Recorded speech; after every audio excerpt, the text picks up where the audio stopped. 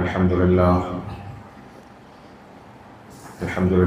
نحمده ونستعينه ونستغفره ونؤمن به ونتوكل عليه ونعوذ بالله من شرور أنفسنا ومن سيئات أعمالنا من يهده الله فلا مضل له ومن يضلله فلا هادي له ونشهد أن لا إله إلا الله وحده لا شريك له ونشهد أن محمدا عبده ورسوله أرسله بالهدى ودين الحق ليظهره على الدين كله ولو كره المشركون صلى الله على سيدنا محمد وعلى آله وأصحابه وبارك وسلم تسليما كثيرا كثيرا. أما بعد فأعوذ بالله من الشيطان الرجيم.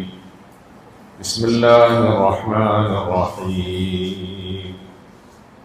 يا أيها الذين آمنوا اتقوا الله حق تقاته ولا تموتن إلا وأنتم مسلمون.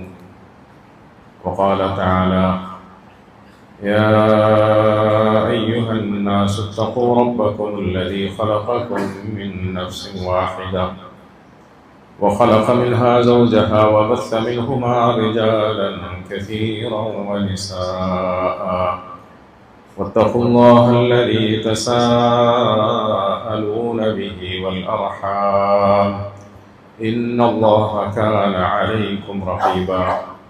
وقال تعالى: يا أيها الذين آمنوا اتقوا الله وقولوا قولا سديدا يصلح لكم أعمالكم ويغفر لكم ذنوبكم ومن يطع الله ورسوله فقد فاز فوزا عظيما.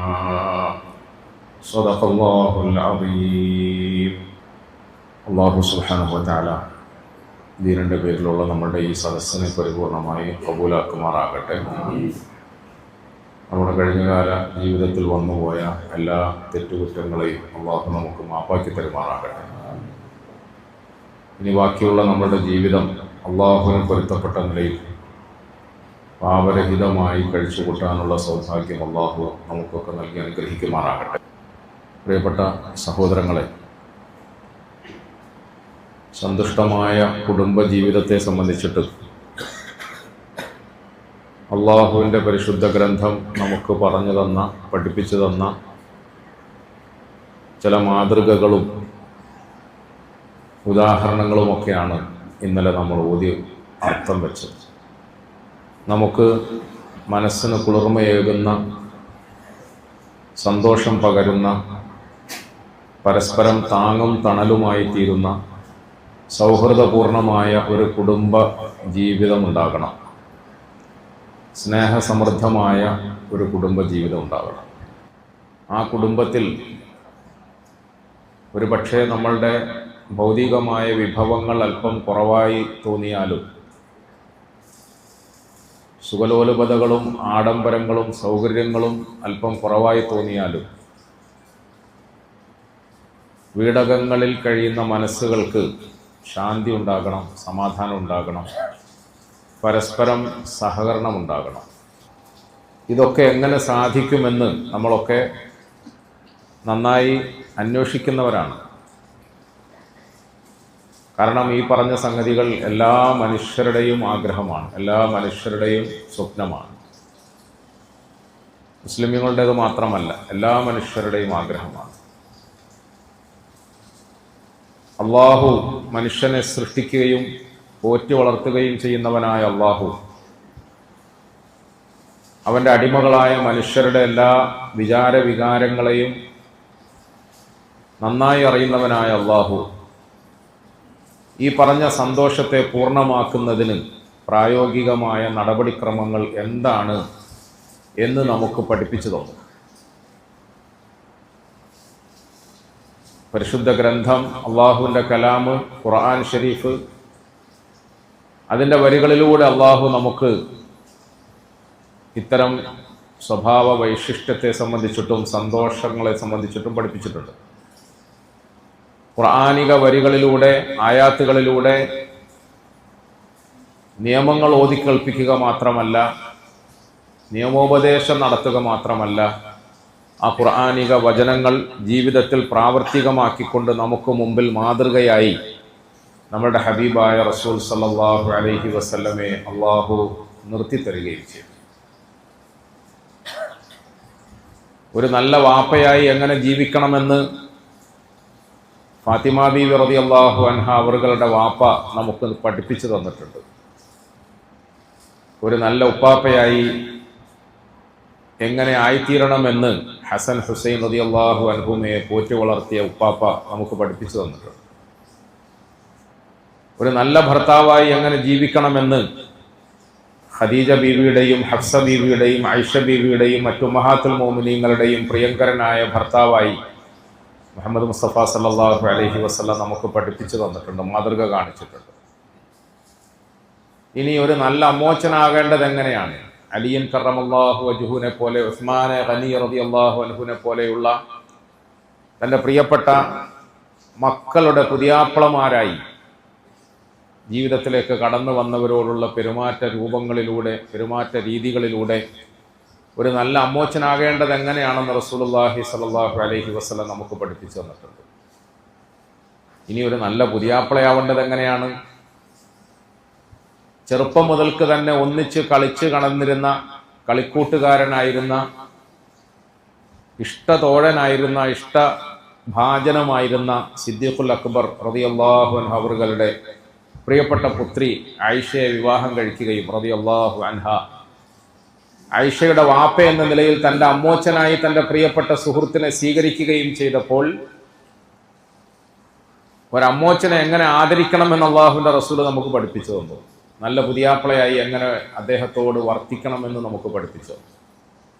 ചുരുക്കി പറഞ്ഞാൽ ജീവിതത്തിൻ്റെ എല്ലാ മേഖലകളിലും നമുക്ക് നൽകിയിട്ടുള്ള ഉദാത്തമായ മാതൃക പോലെ കുടുംബജീവിതത്തെ സമ്പുഷ്ടമാക്കുന്നതിനാവശ്യമായ വ്യക്തമായ മാതൃകകൾ മുഹമ്മദ് മുസ്തഫ സല്ലല്ലാഹു അലൈഹി വസല്ലമ തങ്ങളിലൂടെ നമുക്ക് ലഭ്യമായിട്ടുണ്ട്. ലഖദ് കാന ലക്കും ഫീ റസൂലില്ലാഹി ഉസ്വത്തുൻ ഹസന.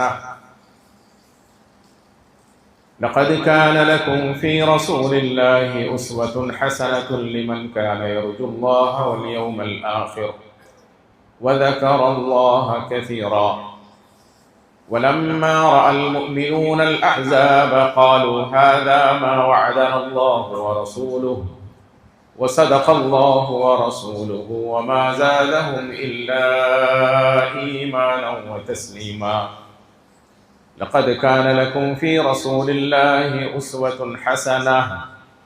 തീർച്ചയായും നിങ്ങളുടെ റസൂൽ സല്ലല്ലാഹു അലൈഹി വസല്ലമയിൽ നിങ്ങൾക്ക് ഉദാത്തമായ മാതൃകയുണ്ട്, ഉദാത്തമായ മാതൃകയുണ്ട്. ലിമൻ കാന യർജുല്ലാഹ വൽ യൗമൽ ആഖിർ. ആർക്കാണ് മാതൃക? അള്ളാഹുവിനെയും ആഖിറത്തെയും ആഗ്രഹിക്കുന്നവർക്ക്, അള്ളാഹുവിൻ്റെ പ്രീതി ആഗ്രഹിക്കുന്ന, പരലോകമോക്ഷം ആഗ്രഹിക്കുന്നവർക്കൊക്കെ അള്ളാഹു ഉദാത്തമായ മാതൃക റസൂൽ സല്ലല്ലാഹു അലൈഹി വസല്ലമയിൽ വെച്ചിട്ടുണ്ട്. ഈ ആയത്ത് ഓതുന്നത് പലപ്പോഴും നമ്മൾ നമ്മളുടെ ആരാധനാകർമ്മങ്ങൾ, ഇബാദത്തുകൾ, ദീനിയായ മറ്റ് സൽപ്രവൃത്തികളിലൊക്കെ റസൂൽ സല്ലല്ലാഹു അലൈഹി വസല്ലമ തങ്ങളുടെ മാതൃകയെ അവലംബിക്കണമെന്ന് പഠിപ്പിക്കാൻ വേണ്ടിയിട്ടാണ്, പ്രേരിപ്പിക്കാൻ വേണ്ടിയിട്ടാണ്. പ്രിയപ്പെട്ടവരെ, ഈ ആയത്തിൽ തന്നെ നമ്മൾ അറിയേണ്ട ഒരു വസ്തുതയുണ്ട്. തീർച്ചയായും നിങ്ങൾക്ക് നേരത്തെ സൂചിപ്പിച്ചതുപോലെ നല്ല വാപ്പയാകാനും ഉപ്പാപ്പയാകാനും പുതിയാപ്പളയാകാനും ഭർത്താവാകാനും ഒക്കെയുള്ള മാതൃക നിങ്ങളുടെ റസൂൽ സല്ലല്ലാഹു അലൈഹി വസല്ലമയിൽ അള്ളാഹു നിശ്ചയിച്ചിട്ടുണ്ട്. ആ മാതൃക മഹാത്മാവിനെ ജീവിതത്തിലേക്ക് പകർത്തിയെടുക്കാൻ സാധിക്കുമെങ്കിൽ, അങ്ങനെ ജീവിക്കാൻ നമുക്ക് സാധിക്കുമെങ്കിൽ നമ്മുടെ കുടുംബജീവിതം സന്തുഷ്ടമാകും. നമ്മുടെ കുടുംബത്തിൽ പരസ്പരം സഹകരണമുണ്ടാകും, സ്നേഹമുണ്ടാകും, ആദരവുണ്ടാകും. പ്രിയപ്പെട്ടവരെ, നമ്മൾ ഇന്നലെ പറഞ്ഞു, നല്ല വാപ്പ, നല്ല ഉമ്മ, നല്ല മക്കള്, നല്ല സഹോദരങ്ങൾ, ഇങ്ങനെ നമ്മളുമായി ബന്ധപ്പെട്ട് നിൽക്കുന്ന എല്ലാവരോടും നല്ല ബന്ധം പുലർത്താൻ കഴിയുമ്പോഴാണ് നല്ല കുടുംബം സംജാതമാകുന്നത് എന്ന് നമ്മൾ പറഞ്ഞു. ഈ ബന്ധങ്ങളുടെ ഒക്കെ ആദ്യത്തെ ഘട്ടം എന്ന് പറയുന്നത്, അല്ലെങ്കിൽ ബന്ധങ്ങളുടെ കൂട്ടത്തിൽ ആദ്യമായി രൂപീകൃതമാകുന്ന ബന്ധം ഭാര്യാഭർത്തൃബന്ധമാണ്, കല്യാണ ബന്ധമാണ്. അവിടുന്നാണ് ഇതൊക്കെ മൊട്ടിടുന്നത്, തുടക്കം കുറിക്കുന്നത്. ഇന്ന് പുതിയാപ്പിളയായി വരുന്ന, വരനായി വരുന്ന ഒരാൾ നാളെ വാപ്പയാകുന്നു, കുറച്ച് കഴിഞ്ഞാൽ അവൻ ഉപ്പാപ്പയാകുന്നു. ഇന്ന് വധുവായി വരുന്ന, പുതിയ പെണ്ണായി വരുന്ന ഒരു പെണ്ണ് നാളെ ഉമ്മയാകുന്നു, കുറച്ച് കഴിഞ്ഞാൽ അവൾ ഉമ്മാമയാകുന്നു. ഇങ്ങനെ എല്ലാ ബന്ധങ്ങളുടെയും അടിസ്ഥാനപരമായ തുടക്കത്തെക്കുറിച്ച് നമ്മൾ ആലോചിക്കുമ്പോൾ വിവാഹബന്ധത്തിലൂടെയാണ് എല്ലാ ബന്ധങ്ങളും തുടക്കം കുറിക്കുന്നത്. അങ്ങനെയാണെങ്കിൽ ഇവിടെ മുതൽക്ക് അങ്ങോട്ട് നമ്മളുടെ കുടുംബജീവിതത്തെ സുന്ദരമാക്കാൻ ആഗ്രഹിക്കുന്നവർ അങ്ങേയറ്റം ശ്രദ്ധിക്കണം. വിവാഹബന്ധത്തിലാണ് തുടക്കമെങ്കിൽ ആ വിവാഹവുമായി ബന്ധപ്പെട്ട ചടങ്ങുകളെ എന്നല്ല, വിവാഹത്തിന് മുന്നോടിയായ നിലയിൽ നമ്മുടെ ജീവിതത്തിന്റെ ഇണയായി കടന്നു വരാൻ പോകുന്ന ഒരു സഖിയെ തെരഞ്ഞെടുക്കുന്നത് മുതൽക്ക് അങ്ങോട്ട്, തെരഞ്ഞെടുപ്പിന്റെ സന്ദർഭം മുതൽക്ക് അങ്ങോട്ട് നമുക്ക് ആലോചിക്കാൻ കഴിയണം, ശ്രദ്ധിക്കാൻ കഴിയണം, സൂക്ഷിക്കാൻ കഴിയണം. മുഹമ്മദ് മുസ്തഫ സല്ലല്ലാഹു അലൈഹി വസല്ലമ തങ്ങൾ നമുക്ക് പഠിപ്പിച്ചു തന്ന ആ ജീവിത വ്യവസ്ഥയെ പരിപൂർണമായ നിലയിൽ മുന്നിൽ വെച്ചുകൊണ്ട് ആലോചിക്കുമ്പോൾ ഇവിടെ മുതൽക്ക് തന്നെ നമ്മൾ ആലോചിക്കണം, എൻ്റെ ജീവിതത്തിലേക്ക് കടന്നു വരാൻ പോകുന്ന ഇണയെക്കുറിച്ചിട്ട് എനിക്ക് വ്യക്തമായ ഒരു കൺസെപ്റ്റ് വേണം എന്ന് പറയാറുണ്ടല്ലോ. കൺസെപ്റ്റ് മാത്രം പോരാ, അവളെ കുറിച്ചിട്ട് ഭാവി ജീവിതത്തിൽ എനിക്കുണ്ടാകാൻ പോകുന്ന ഗുണങ്ങളെ മുൻനിർത്തിക്കൊണ്ട് വ്യക്തമായ ഒരു തീരുമാനമുണ്ടാക്കണം. ആ തീരുമാനത്തിനനുസൃതമായിട്ടാണ് ഞാൻ തിരഞ്ഞെടുക്കേണ്ടത്. റസൂൽ സല്ലല്ലാഹു അലൈഹി വസല്ലമ തങ്ങൾ വിവാഹപ്രായമെത്തിയ പെൺകുട്ടികളെ വിവാഹം കഴിച്ചു കൊടുക്കാൻ ആഗ്രഹിക്കുന്ന അമ്മോച്ചന്മാരെ സംബോധന ചെയ്തുകൊണ്ട് ഒരിക്കൽ ഇപ്രകാരം അരുൾ ചെയ്യുകയുണ്ടായി: ഫൽയൻദുർ അഹദുക്കും ഐന യളഉ കരീമതഹു. നിങ്ങൾ കല്യാണം കഴിച്ചു കൊടുക്കാൻ ആലോചിച്ചുകൊണ്ടിരിക്കുകയല്ലേ, മക്കളെ കെട്ടിച്ചു കൊടുക്കാൻ താല്പര്യപ്പെടുകയല്ലേ, അഥവാ പ്രായപൂർത്തിയായ വിവാഹപ്രായമെത്തിയ പെൺമക്കളുടെ ഉപ്പമാരെ ഫൽയൻദുർ അഹദുക്കും, നിങ്ങളിൽ ഓരോരുത്തരും നന്നായി ആലോചിക്കണമേ. ഐന യളഉ കരീമതഹു, നിങ്ങളുടെ പ്രിയപ്പെട്ടവളെ നീ എവിടെയാണ് കൊണ്ടുപോയി വെക്കുന്നത് എന്ന് ആലോചിക്കണം. ഐന യളഉ കരീമതഹു, നിന്റെ പ്രിയപ്പെട്ടവൾ എന്ന് പറഞ്ഞാൽ ഞാൻ എത്ര കാലമായി ആറ്റുനോറ്റ് പോറ്റ് വളർത്തി എൻ്റെ പ്രിയപ്പെട്ട കരളിന്റെ കഷ്ണമാണ് മകൾ. ആ മകൾക്ക് ജീവിതത്തിൽ എന്തെങ്കിലും ഒരു പോരായ്മയോ കുറവോ സംഭവിക്കാതിരിക്കാൻ വേണ്ടി, അവളെ ഒന്ന് നുള്ളി നോവിക്കുക പോലും ചെയ്യാതിരിക്കാൻ വേണ്ടി ഞാൻ ശ്രദ്ധിച്ചിട്ടുണ്ട്. അവൾ ആശിച്ചതൊക്കെ ഞാൻ കൊടുത്തു, ആഗ്രഹിച്ചതൊക്കെ ഞാൻ കൊടുത്തു, താല്പര്യം അനുസരിച്ചിട്ട് ഞാൻ അവളെ പോറ്റി വളർത്തി വലുതാക്കി. ഇന്ന് എനിക്ക് നൽകാൻ കഴിയാത്ത ഒന്ന് അവൾക്ക് വേണം. അഥവാ ജീവിതത്തിന് ഒരു താങ്ങും തണലുമായി ഒരു ഭർത്താവിനെ വേണം, ഇണയെ വേണം. ഇണയെ വേണമെന്നത് പ്രകൃതിയാലുള്ള ഒരു അത്യാവശ്യമായതുകൊണ്ട് എൻ്റെ പ്രിയപ്പെട്ടവളെ ഞാൻ ഒരു പുരുഷന്റെ കയ്യിൽ ഏൽപ്പിക്കാൻ പോവുകയാണ്. അങ്ങനെയാണെങ്കിൽ എൻ്റെ പ്രിയപ്പെട്ട മകളെ ഞാൻ എങ്ങനെ പോറ്റി വളർത്തിയിരുന്നോ, എങ്ങനെ ഞാൻ കാത്തു സൂക്ഷിച്ചിരുന്നോ, അതുപോലെ അവളെ കാത്തു സൂക്ഷിക്കുന്ന ഒരു നല്ല കണവന്റെ കയ്യിലേക്ക് കൊടുക്കാൻ കഴിയണം എന്ന് നീ ആലോചിക്കണമേ എന്ന് റസൂലുള്ളാഹി സ്വല്ലല്ലാഹു അലൈഹി വസല്ലം ആലോചിക്കണം. അങ്ങനെ എവിടുന്നെങ്കിലും എന്തെങ്കിലും കേട്ടാൽ ഓടിപ്പടച്ചു പോയി അങ്ങ് നമ്മൾ കല്യാണം കഴിച്ചു കൊടുക്കരുത് എന്ന് സാരം. റസൂൽ സ്വല്ലല്ലാഹു അലൈഹി വസല്ലം തങ്ങൾ പറഞ്ഞു: തുൻകഹുൽ മർഅതു ലിഅർബ ലിമാലിഹാ വലിജമാലിഹാ വലിഹസബിഹാ വലിദീനിഹാ.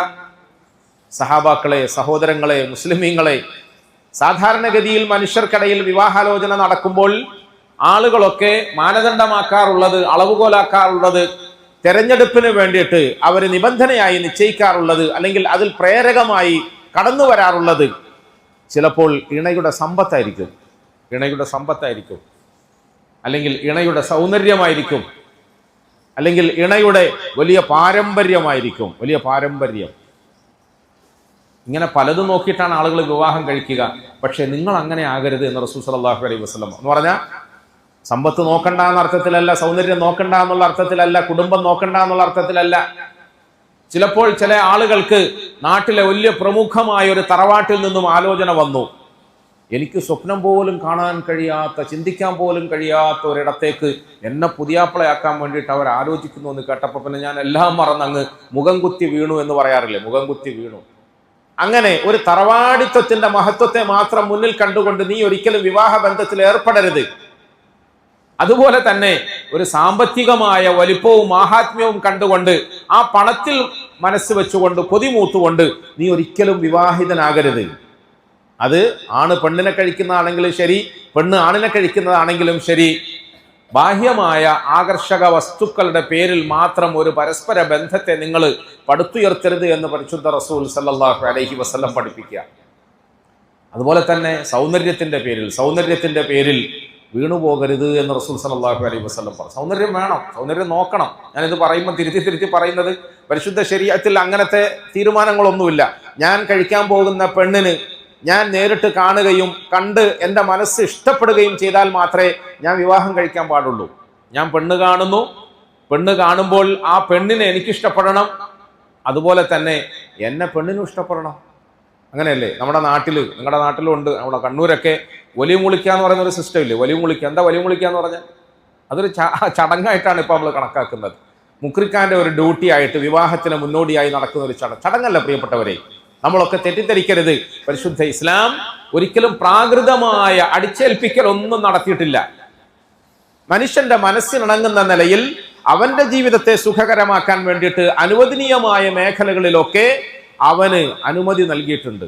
പാടില്ലാത്തിടങ്ങളിൽ മാത്രമേ പരിശുദ്ധ പടച്ചവൻ നമുക്ക് അവന്റെ റസൂൽ സല്ലല്ലാഹു അലൈഹി വസല്ലമ മുഖേന ഏതെങ്കിലും തരത്തിൽ നിയന്ത്രണം ഏർപ്പെടുത്തിയിട്ടുള്ളൂ. ഞാനൊരു പെണ്ണിനെ കണ്ടാൽ അവളെ എനിക്ക് മനസ്സിൽ പിടിക്കണം, എന്നെ അവൾക്കും പിടിക്കണം, പരസ്പരം അങ്ങോട്ടും ഇങ്ങോട്ടും ആ നിലയിൽ ഒത്തുപോകാമെന്ന് തലയാട്ടണം. റസൂൽ സല്ലല്ലാഹു അലൈഹി വസല്ലമ തങ്ങളുടെ സന്നിധിയിൽ ചില ആളുകൾ വന്നിട്ട് ഇങ്ങനെ വിവാഹാലോചന, റസൂലെ ഇങ്ങനെ ഒരു കല്യാണാലോചന വന്നിട്ടുണ്ട്, എല്ലാവരും നല്ല അഭിപ്രായം പറയുന്നുണ്ട്, ഞാൻ എന്താ വേണ്ടിയത് എന്ന് ചോദിച്ചു. എന്താ വേണ്ടിയത്? നബി തങ്ങൾ സല്ലല്ലാഹു അലൈഹി വസല്ലം ആ ചെറുപ്പക്കാരനെ ഒറ്റയ്ക്ക് മാറ്റി നിർത്തിയിട്ട് പറഞ്ഞു, മദീനക്കാരായ പെൺകുട്ടികളെ കുറിച്ചിട്ട് ഞാൻ ഇങ്ങനെ കേട്ടിട്ടുണ്ട്, നീ പെണ്ണിനെ കണ്ടോ? പറഞ്ഞ ഇല്ല, ഞാൻ പെണ്ണിനെ കണ്ടിട്ടൊന്നുമില്ല. നമ്മുടെ നാട്ടിലൊക്കെ പണ്ട് അങ്ങനെയാണല്ലോ, പണ്ട് ഇപ്പൊ പറയേണ്ട കാര്യമൊന്നുമില്ല. പണ്ട് കാരണവന്മാര് കാണലാണ്, ഉപ്പമാര് കാണലാണ്, ഉമ്മമാർ അങ്ങോട്ടും ഇങ്ങോട്ടും സംസാരിക്കലാണ്, അവർ തീരുമാനിക്കലും അവർ നമ്മളോടങ്ങ് പ്രഖ്യാപിക്കലുമാണ്. അതിനനുസരിച്ചിട്ട് അനുസരണയുള്ള പഴയ തലമുറ അവരുടെ വിവാഹത്തിൽ പോലും കൈ കൊടുക്കാൻ തയ്യാറാകും. ഞാൻ കണ്ടിട്ടില്ല, ഞാൻ സംസാരിച്ചിട്ടില്ല, ഉപ്പാക്കും ഉമ്മാക്കും ഇഷ്ടമാണെങ്കിൽ ഞാൻ റെഡി, അല്ലേ? കാരണവർ തീരുമാനിച്ചാൽ ഞാൻ റെഡി. ആ കാലമൊക്കെ പോയി. റസൂൽ സല്ലല്ലാഹു അലൈഹി വസല്ലമ തങ്ങൾ ഈ ചെറുപ്പക്കാരനെ ഒറ്റയ്ക്ക് മാറ്റി നിർത്തിയിട്ട് ചോദിച്ചു, നീ പെണ്ണിനെ കണ്ടോ? ഇല്ല, ഞാൻ കണ്ടില്ല. എന്നാൽ നീ പെണ്ണിനെ കാണണം, ശ്രദ്ധിക്കണം എന്ന് റസൂൽ സല്ലല്ലാഹു അലൈഹി വസല്ലമ തങ്ങൾ പറഞ്ഞത്. മദീനക്കാരായ പെണ്ണുങ്ങളെ കുറിച്ചിട്ട് ഞാൻ കേട്ടിട്ടുണ്ട്, അവരുടെ കണ്ണിന് ചെറിയ ഒരു പ്രശ്നമുണ്ട് എന്നാണ് കേട്ടത്. കോങ്കണ്ണ് നമ്മൾ പറയാറില്ലേ, കോങ്കണ്ണ്. അതുകൊണ്ട് നീ നന്നായി പെണ്ണിനെ കണ്ടിട്ട് ആലോചിച്ച് തീരുമാനിച്ചാൽ മതി എന്ന് ഹബീബായ റസൂൽ സല്ലല്ലാഹു അലൈഹി വസല്ലം ആ ചെറുപ്പക്കാരനോട് ഉപദേശിച്ചു. എന്താ കാരണം പ്രിയപ്പെട്ടവരെ? ഒരിക്കലും നമ്മൾ കാണാതെ, ഇഷ്ടപ്പെടാതെ, മനസ്സും തമ്മിൽ ഇണങ്ങാതെ, ചേരാതെ, ഇഴുകിച്ചേരണമെന്ന് പരസ്പരം ധാരണയാക്കാതെ ആർക്കാനും വേണ്ടി എങ്ങനെങ്കിലും ഒന്നെങ്കിൽ പണം കണ്ടിട്ടോ അല്ലെങ്കിൽ കുടുംബ പാരമ്പര്യത്തിന്റെ പേരിലോ മറ്റേതെങ്കിലും കാരണങ്ങളുടെ പേരിലോ വിവാഹ ബന്ധത്തിൽ ഏർപ്പെട്ടാൽ ഈ കാണുന്ന ആളുകളും ആൾബഹളങ്ങളും ഒക്കെ ഇന്നും നാളെയാട്ടങ്ങ് തീരും. കല്യാണത്തിന്റെ തിരക്കും ബഹളവും ഒക്കെ കഴിഞ്ഞാൽ ആ ഉത്സവ ഛായയിൽ നിന്നും ആളുകളൊക്കെ ഒഴിഞ്ഞു കഴിയുമ്പോൾ പിന്നെ നീയും അവളും ഒറ്റയ്ക്കാണ് ജീവിതം പങ്കിടേണ്ടത്. ജീവിതം പങ്കിടുമ്പോൾ നിങ്ങൾക്ക് പരസ്പരം അങ്ങോട്ടും ഇങ്ങോട്ടും ഇണങ്ങാൻ കഴിയണം, ഒരുമിക്കാൻ കഴിയണം. മനസ്സിൽ ഒരക്കശക്കയും ഉണ്ടാകരുത് എന്ന് റസൂലുള്ളാഹി സ്വല്ലല്ലാഹു അലൈഹി വസല്ലം പഠിപ്പിച്ചു. സൗന്ദര്യത്തിന്റെ പേരിൽ പക്ഷേ നമ്മൾ വീണുപോകരുത്. സൗന്ദര്യം മാത്രം കണ്ടുകൊണ്ട് ഒരാളെ വിവാഹം കഴിക്കാൻ തീരുമാനിക്കുകയും അരുതെന്ന് റസൂലുള്ളാഹി സ്വല്ലല്ലാഹു അലൈഹി വസല്ലം. ലാ തസവ്വജു നിസാഅ ലിഹുസ്നിഹിന്ന. ഹദീസ് വളരെ വ്യക്തം. ഞാൻ ഈ പറയുന്ന ഓരോ വിഷയങ്ങൾക്കും വ്യക്തമായ ഉപദേശങ്ങൾ ഹദീസിന്റെ വചനങ്ങളിലൂടെ മുഹമ്മദ് മുസ്തഫ സല്ലല്ലാഹു അലൈഹി വസല്ലം നമുക്ക് ഉത്ബോധനം തന്നിട്ടുണ്ട്, ഉപദേശം തന്നിട്ടുണ്ട്, മുന്നറിയിപ്പ് തന്നിട്ടുണ്ട്. ലാ തസവ്വജു നിസാഅ ലിഹുസ്നിഹിന്ന. നിങ്ങൾ പെണ്ണുങ്ങളെ വെറും സൗന്ദര്യം നോക്കി മാത്രം കല്യാണം കഴിക്കരുതേ. എന്തുകൊണ്ടെന്നാൽ അസാ ഹുസ്നുഹുന്ന അയ്യുഗ്വിയഹുന്ന. അവളുടെ സൗന്ദര്യം ചിലപ്പോൾ അവളെ വഴികളിലേക്ക് കൊണ്ടുപോകാൻ സാധ്യതയുണ്ട്. അതുകൊണ്ട് സൗന്ദര്യം മാത്രം നോക്കിക്കൂടാ. മഹാനായ അബൂബക്കർ ഷാമി റഹിമഹുല്ല അവരുടെ അടുക്കൽ ഒരു ദിവസം ഒരു ചെറുപ്പക്കാരൻ വന്നു. ശ്രദ്ധിച്ച് കേൾക്കുന്നുണ്ടല്ലോ എല്ലാവരും, അല്ലേ? ചെറുപ്പക്കാരൊന്നും ഇല്ലല്ലോ, പിന്നെ ഞാൻ ചെറുപ്പക്കാരോട് എന്താ പറയേണ്ടത്? എല്ലാം എന്നെ പോലത്തെ വയസ്സന്മാരായ ചെറുപ്പക്കാരാണ്. അള്ളാഹു തആല പറയാനും കേൾക്കാനും മനസ്സിലാക്കാനും ഒക്കെ നമുക്ക് തൗഫീഖ് തരുമാറാകട്ടെ. കുറെ നാളുകളായിട്ടുള്ള എൻ്റെ മനസ്സിന്റെ ഭയങ്കര നൊമ്പരമാണ് പ്രിയപ്പെട്ടവരെ. നമ്മുടെ സദസ്സുകളിലൊന്നും ചെറുപ്പക്കാരുണ്ടാകുന്നില്ല, ചെറിയ കുട്ടികൾ ഉണ്ടാകുന്നില്ല, പുതിയ തലമുറ ഉണ്ടാകുന്നില്ല. അവരെവിടെയാണോ? അവർക്ക് റമദാനില്ല, അവർക്ക് പള്ളിയില്ല, അവർക്ക് തഅലീമിന്റെ സദസ്സില്ലേ, അവർക്ക് ഇങ്ങനത്തെ ഉറുദി നസീഹത്തൊന്നും ഇല്ലേ? ഇല്ലെന്ന് തന്നെ പറയണം. ഒറ്റ ചെറുപ്പക്കാരെയും നമ്മുടെ ഇത്തരം സദസ്സുകളിൽ കാണുന്നേയില്ല. അള്ളാഹു പുതിയ തലമുറയെ നേർവഴിയിൽ നയിക്കുമാറാകട്ടെ.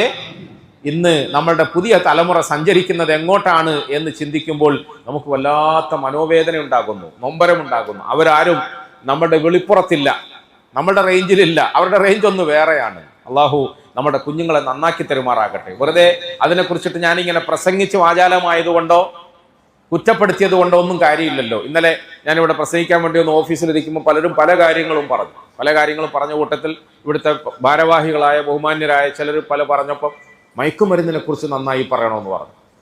വേറെ ആൾ പ്രണയത്തെക്കുറിച്ചിട്ട് നന്നായി പറയണമെന്ന് പറഞ്ഞു.